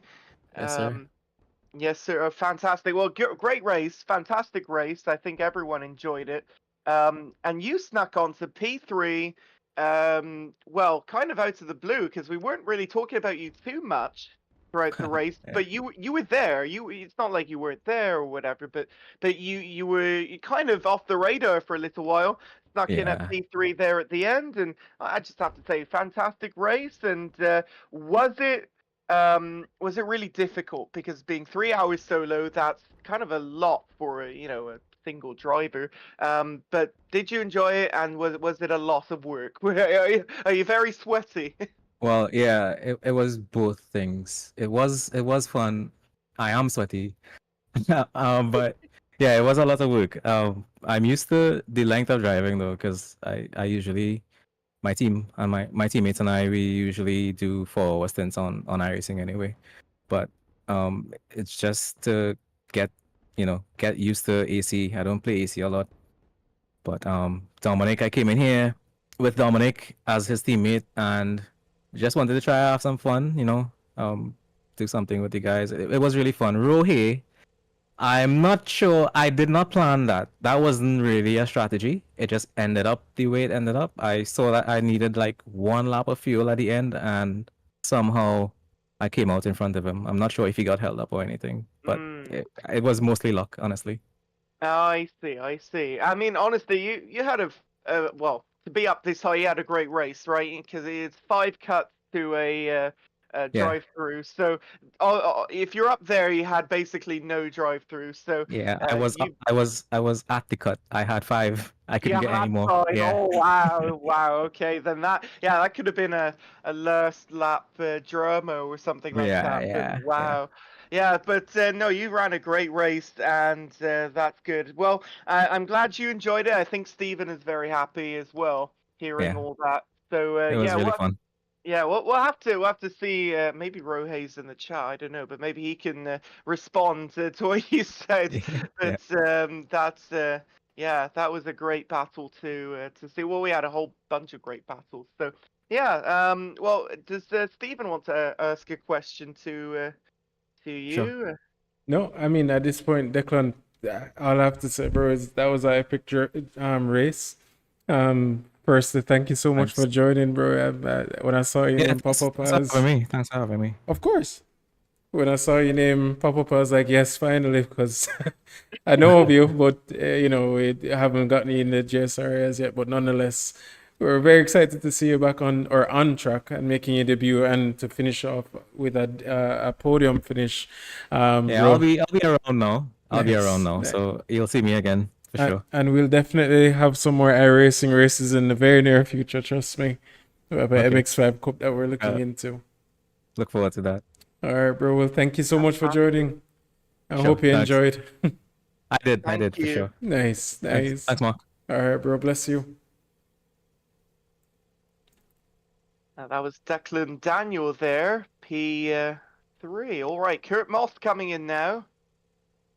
Hopefully he can hear us. Mr. Massive. Yes, sir. Yes, sir. What's up? Can I lead it? I just want to say, Oh, go ahead, go ahead. Mr. Moss, I mean, as always a pleasure to have you on track, bro. It's a pleasure to watch you drive and fight your way through the pack, even though I know you. I saw what you said about the setup. Could you walk us through what happened in qualifying and, what went through your mind as you had to run through a 3-hour stint and fight your way back all the way up to P2? Well, for starters, during the qualifying, we had the restart of the server, so Yeah. I completely forgot to redo my setup to put my quali setup on. So I actually did my quali with the default setup. And I was wondering how come Roger and a couple of the guys they were just pulling away from me on the outlap. I'm like, but I didn't figure it out till like 5 minutes left or so. But so I wouldn't have been able to go to the pits and come back around to do a valid lap. So I just did the best I could with the setup. So that kind of put me back a little bit. Oh no. Again, I am sorry about that. The driver briefing did go a little bit longer than we expected. With the language barriers and stuff, but nonetheless. Yeah, man, that's not it's not you guys' fault, man. I just completely forgot to put it back. It is what it is. It was a long race, so it gave me time to work back my way up. Um, what's his name? The guy who won Santino. Yeah, Yeah. he's way too bad. I don't think I would have anything for him anyways. So Yeah, that was the question we were going to ask you, Yeah. actually. It was about Santino, because you were trailing behind him the whole time. And, I mean, bless you, you were so close at points. Honestly, give yourself more credit, because had there been a mistake or something from Santino, you would have been right there. So you were so close the whole time, and you just couldn't catch him. I mean, yeah, he's a really fast driver. I mean, I want your thoughts on Santino, really. It must have been frustrating.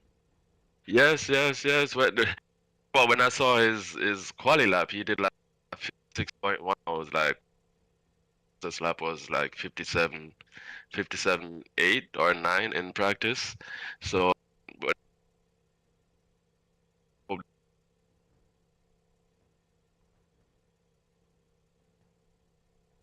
Oh, have we lost connection? you heard you didn't hear me a there while you are. ago? I heard you were saying you were at 357.8, and Yeah, then so we yeah, lost from there.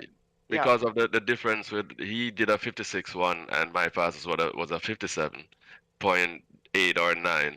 So I knew I had nothing for him in the race. So I was just hoping that he would make a mistake, which he apparently didn't make any mistake. Crazy enough for me to take the lead. So yeah, kudos to him, man. He was good. Yeah, fantastic. And you like the Mercedes as well? Because that was, well, you weren't the only driver in the Mercedes, but you were, I think, the quickest one. So you enjoyed the Mercedes? It was a good car to drive? Yes, it was pretty much planted. I was faster in practice with the Porsche, but I wanted to give myself a challenge with the because a lot of guys were driving the Porsche. So I was like, I'm gonna drive the Mercedes and do the best that Oh. I can with it. And I love the livery as well, the 57 Windward. That was very nice choice. Right. Well, that's the livery that comes with the download. It's not Ah. it's not I'm not so creative. I have no For him. I have no patience to do liveries. Yeah. Well, we had some great liveries tonight, no joke. But yeah. Well, I mean, Windward's great as well, out on him. So yeah. Anyway, well, thank you very much, Kurt. Great racing tonight. Well done. Yeah, man. Thanks again, man. And always a pleasure racing with you guys here, man. I appreciate it. Kurt, it's always a pleasure to watch you, bro. Thank you so much for joining as always. I'm looking Yeah, forward man. to many more like this. Yeah, man. No doubt, no doubt. I'll definitely listen Until the to next your one. video and on to the next one. Bless you, brother. Thank Yeah, you. man. Thank Cool. you. And that was Kurt Moss, ladies and gentlemen, P2 in the GT3 class. I'm still trying to get Santino on. Oh, we the absolutely stream. need Santino in here. Absolutely. Trying Well, I my see a lot of hardest. people in the waiting room. I don't see Santino in the waiting Yeah, I room. dragged him over. Ah. Is that him? I think that might be him. Hold on. Ah. Hello. Okay. So- Hello, everyone. Is this Nice to meet Hello. you. is that the man, the myth, and the legend? Thanks, thanks. Sant- Mr. How you Santino. doing? How are you Yeah. doing, man? So I'll let What? Mark Sorry? I'll let Mark take the interviews again, but I just Oh, wanted to absolutely. say quickly, what a dominant drive by you, brother. You have some fans out there that really would die for you. So take pride in that, man. But um, You must be yeah, good friends with Thanks. Fernando Rosillo because he was in the chat constantly cheering on you. So Yeah. He is. Yeah. he says my reason for existence in the chat. Yeah. That's Yeah. great. Well, I mean, yeah. I hopefully, Stephen, you said everything you wanted to say there. So I'll carry on. Yeah. Yeah, Santino, thank you very much for joining us because honestly, this was a treat to watch. And congratulations on your victory in Klus because that was a dominant performance. Really came out of nowhere. And I don't know if Tim Stoll is still listening, but I mean, I'm going to be honest, he might be your rival coming up. If you decide to join, well, any other series like Chase for Pace or something, because I think we have a really good battle for a win coming up in a future race because you guys are just dominant. And and Estefano Barrera as well. We cannot go without mentioning him. So yeah, um, my first question really is like, how did you lock in so well? What put you a step above everyone else in the field? Because you really just knew how to do everything tonight in that car. Okay. Thank you very much. Yeah. Well, first of all, a pleasure to meet everyone here. It's a pleasure. And I mean, for the car, basically, I was going easy with the car. How can I say it? Sorry. I was going slow, right? Taking care of the car, Yeah, yeah. to not kill myself, right? In some of the curves, right? So that was the plan. Also, the strategy for the pits was 4 stops because my car it uses a little bit more fuel than the others. So basically, what I did is one more stop, and that's it. I was taking care of the car and trying to get to the finish. Yeah, once that final pit stop was over, like that was it. There was no going back. And yeah, that's fantastic. Taking care of the car, and you also took care of track limits, which was a very important part of this race. Remember, 5 cut warnings to a drive-through. We were just talking actually with third place, and then they were saying, yeah, they were right on 5 and they could have actually lost their position had they had a drive-through right at the end of the race. So I really have to commend you for that. How did you manage the track limit so well throughout that race? And how close were you to that drive-through?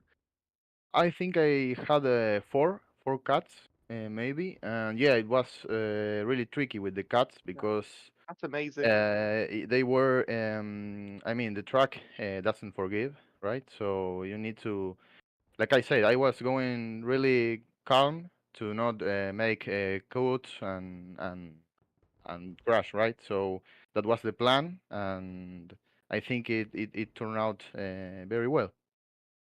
Yeah, fantastic. And yeah, I mean that's great. You had a fantastic race. I commend you for just 4 cuts. That's probably the best of anyone in the field by far. Thank So you. Thank you yeah, very much. really well done. We hope to see you again. Please do come back. Yeah. And Yeah. and Stephen, do you have any more to say? well, Santino, do you have any final words in Spanish that you want to say to your fans? Okay, first I want to congrats every racer here. Mhm. Very nice race. It was a lot of fun, and well, for for the Spanish fans, I want to say that I am really grateful with the team, GTP and Sonda Racing, That are the two teams that I work with, Nice. and it was a pleasure to work with them.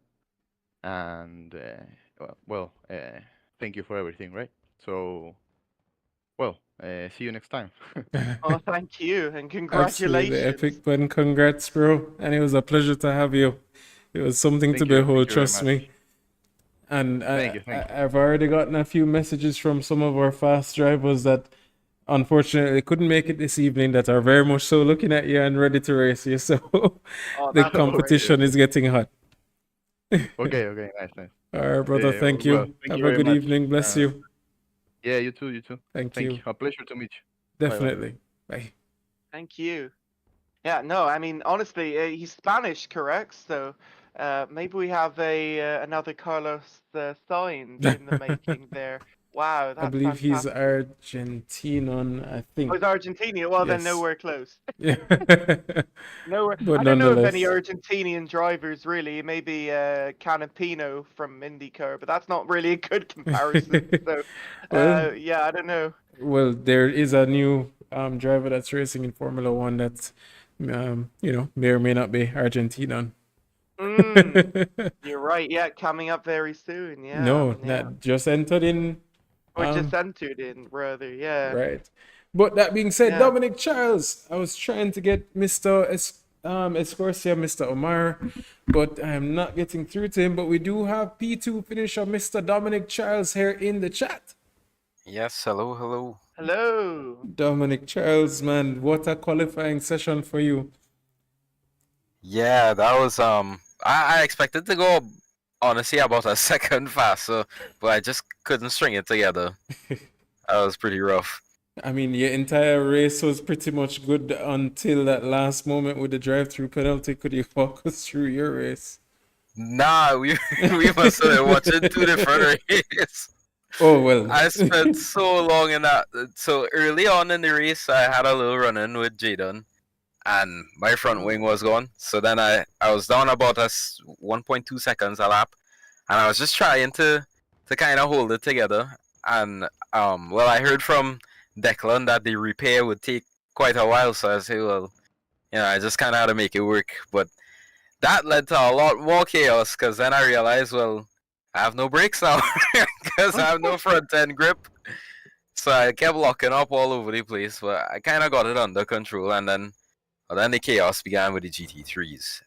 Every single lap I went into the Porsche curves, I met one. Oh, no. Oh, That was rough. the worst place for that, yeah. I can't tell you how it is. I had to sit there and watch Jaden pull 4 seconds on me a lap, and I can't do anything about it.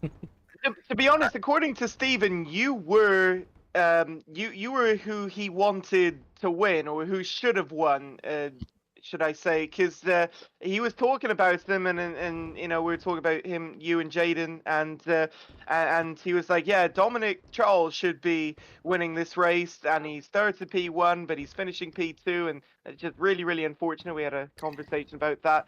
So, I mean, you need to keep your head up high there, because you honestly should have won the race. No, I mean, no disrespect to Jaden, but you should have won the race had things gone better for you with traffic.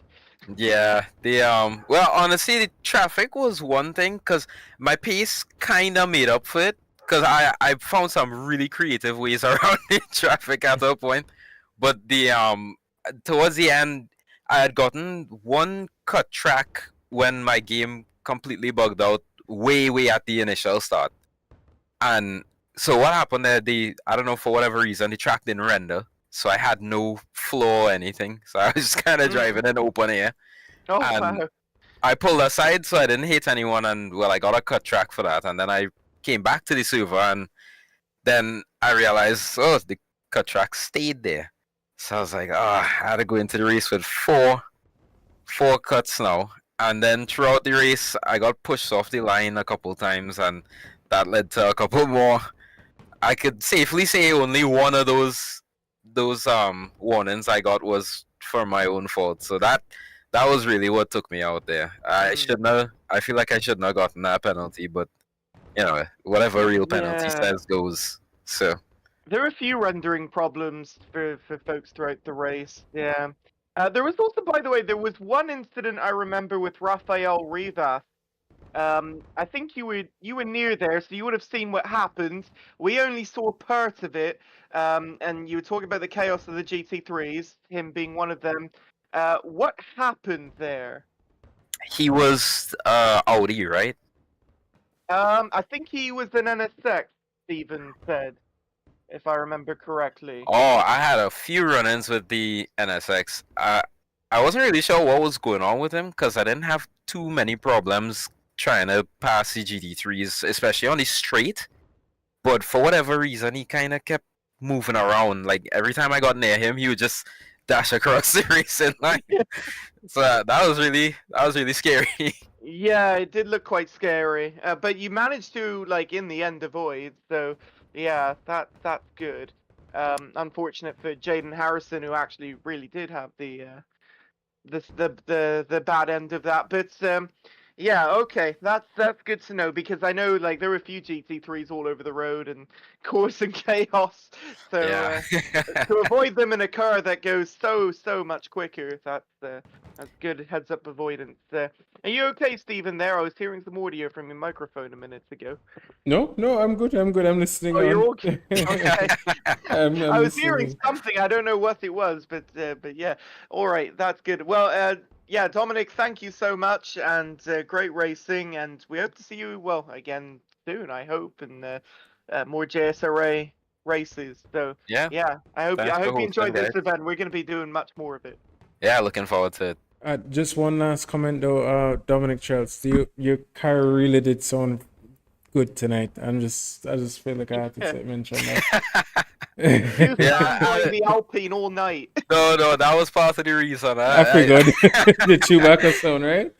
I saw everybody going for the Porsche and the Ferrari, and I was like, I know they're fast, but I want something a little different. So I had to wrestle with it, but you know, it was Absolutely. with it. Absolutely. Thank you for joining, bro. We'll talk, and God bless you. Take care, Have a good guys. evening. Yep. And ladies and gentlemen, that was Dominic Charles in the Alpine, if you haven't guessed it. And to cap off this wonderful evening, we do have the started P2, finished in P1. What an epic drive by him, Mr. Jaden Harrison, had one tangle with an NSX and then had made his way through, fought his way back, strategized by himself, and came through the final start-finish line to finish in P1. Jaden Harrison. Yeah, Hey. well, Go on. that was a rough race. That was quite the response. Sorry. Yes, as you were saying, Jaden. Yeah, well, after that, my hands hurt. The hypercar is super hard to drive. You turn in with 1,700 kilograms of downforce, but yeah, that was a interesting race. Me and Dominic had very close pace in the race. At the start, I kind of took it easy and worked my way back up. Had a tangle on turn 2, but we had a very close pace. Could have been a close battle, and it was until an NSX was parked in the middle of the corner, and then I had to pit for damage. So my race was done, I thought, there, and later in down it got a drive through, and it kind of leveled it back out, and just getting lucky with traffic and being consistent. I built that 10-second gap over the space of time and managed to bring it home. You mentioned the drive-through for Dominic Charles. Can I ask you what went through your mind at that point when you saw that? Because I saw you pushing, I think it was an Audi GT3 car through the Porsche S, saying, "Yo, Bertrand, you need to get out of my way because I'm heading into the pits now." Was that a immediate moment for you to say, "All right, this is my time to get through"? And I assumed at that time you had one more pit stop to make. Were you always planning to make that pit stop on that lap? Yeah, because I had done my strategy in the past before the race, but because of The pit NSX. for damage, Yeah.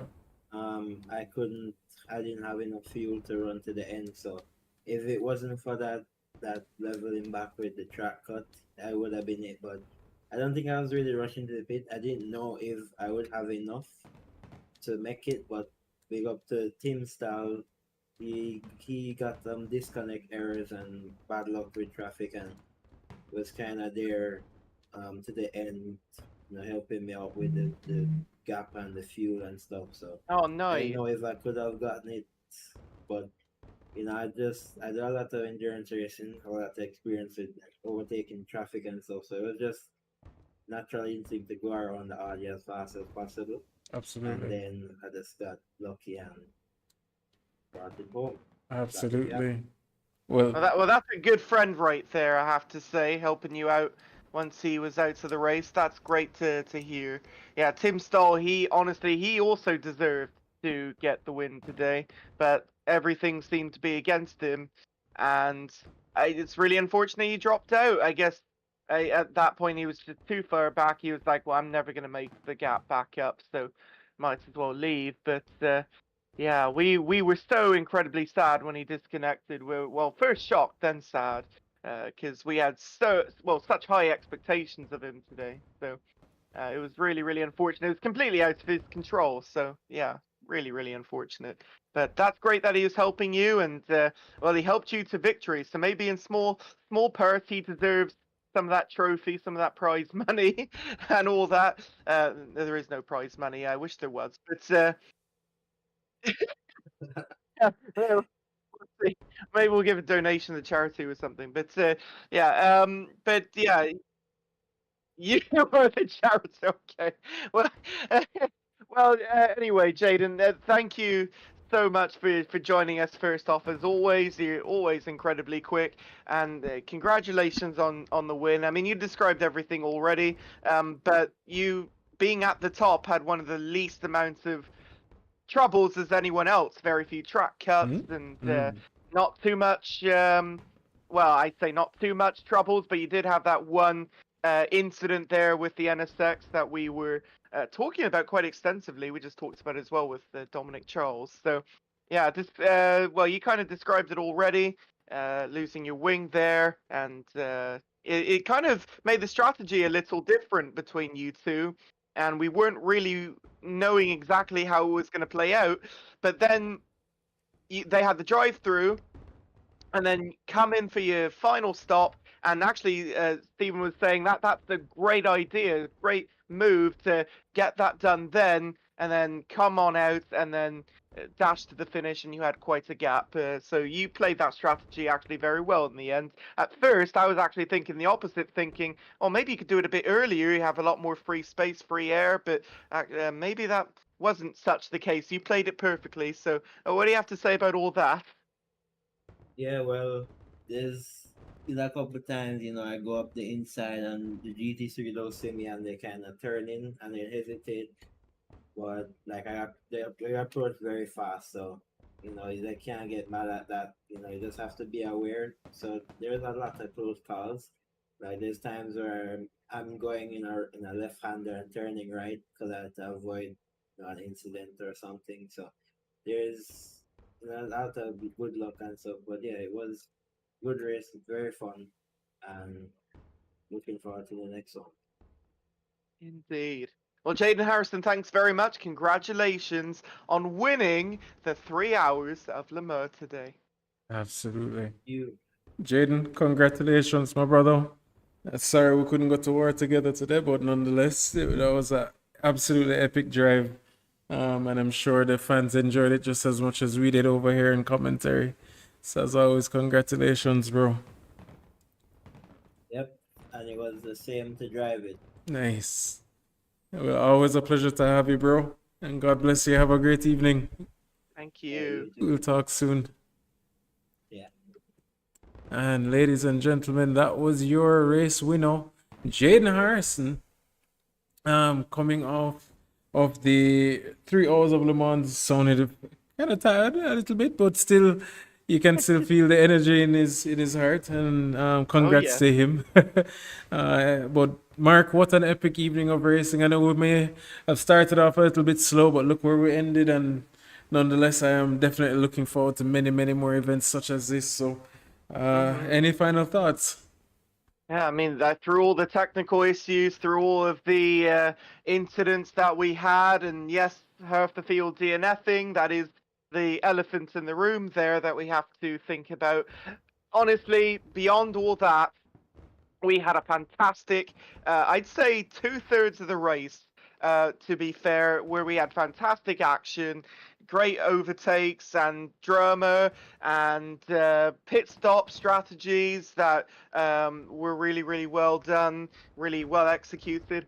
And we had a great finish, honestly. I mean, it wasn't the most dramatic finish, but honestly, 10 seconds after 3 hours, not that bad, if I say so myself. And we found a new star today in GT3. So, hey, I'm looking forward. And he's apparently Argentinian, and I didn't quite get the reference right away with the new F1 driver. Yeah, it was Colapinto. You guys were saying in chat. So my bad for not getting that right away. But yeah, that's really, really exciting. So yeah, my final thoughts. Let's do this again soon as an actual Absolutely. series. I'll be fully on board. Absolutely. And Stephen, thank you so much for your great leadership at this, the JSRA. It's really, really well done what you've cultivated here. Well, firstly, thank you for your kind words, but I couldn't do this without my team and GT Panama, of course, who, I mean, when we first started this idea, it was just it was just for fun and to see what it turned out into and what it can become. I am very, very, very excited for the future. So thank you, Mark, for spending the 3 hours and building our relationship as well, because that was that I enjoyed it. I thoroughly you. enjoyed that one. Yeah, we had time to actually chat, which was nice. Right. I like that. So we'll grow and we'll adapt and we'll evolve, but nonetheless, it was an absolute pleasure to have you here with us, and you know, for us to grow this thing. I'm definitely looking forward to it. So I'm definitely in a good place at the moment. Fantastic. Well, that sounds like a really, really good thing then. That Absolutely. means a lot more and a lot better to come. So that's fantastic. Well, All right. Mark. Well, thanks everyone so much. Yes, well, you are doing it perfectly. So I'll just tap it out and say thank you guys so much for watching. It's been our utmost pleasure to bring this action to you and even showcase the talent that we have here in not just the Caribbean, but all throughout the world. We had drivers from Argentina, Trinidad. Sorry if I miss anything. Portions of Asia. Switzerland, all over, and it's all persons who just appreciate good, clean, hard racing, and it's always a pleasure to see the community that we have developing here. I've been your host, or co-host, alongside Mr. Mercurio. Yeah, That's me. I thought we were going like. Oh, I Yeah, it didn't was- realize. That's me. Right? Well, yeah, no, Yeah, it's been that's me, the co-host. well, both of us are co-hosts at this point, but no, Yeah. it was absolutely a pleasure, bro. And I'm very much so looking forward. Stay tuned to our social media. You can follow us at Instagram at JSRA Official, and you can follow Mark's Twitch at. You can follow me at my Twitch, Mercurio45. It's just my name, no spaces, and then 45 at the end. So pretty simple. Do lots of gaming and stuff over there. And we were restreaming this, but then we stopped halfway through because we were having issues with the stream. So hopefully we can get that sorted next time. But yeah, you can go follow me over there. That'd be greatly appreciated. Thanks very much. And it's been amazing having you guys, having me here with you. Well, you here with whichever way it goes. But we've been your hosts, and we hope we see you for the next one. Thank you so much, and have a great evening. Yep, good night. We are coming up to Yeah, man. So there is go a to the round. outside. Oh yeah. Ooh, let's try the switcheroo. Yeah. This is gonna be. You came to fail to take test. You met the best, expected chess, but got monopoly. I came and bought you out, I knocked you out, I cropped you out with no apologies. I am the hope, the heart, the faith, the spark, the one who will fulfill the prophecy. I just been counting, never lounging, climbing up mountains, bouncing back. Step in the ring, about to step back. They'll learn hot when I get on the track. I like it louder the most. Watching all these sheep just buy down to the goat. If I can't decide, I'ma probably get both. We didn't celebrate, but right now I'm a toast. Resurrected. Here is Eastman going side by side with Jaden Harrison. Jaden Harrison took him on the inside, but Eastman says no and closes the door. But here he is now about to lose 2 positions heading into the penultimate corner.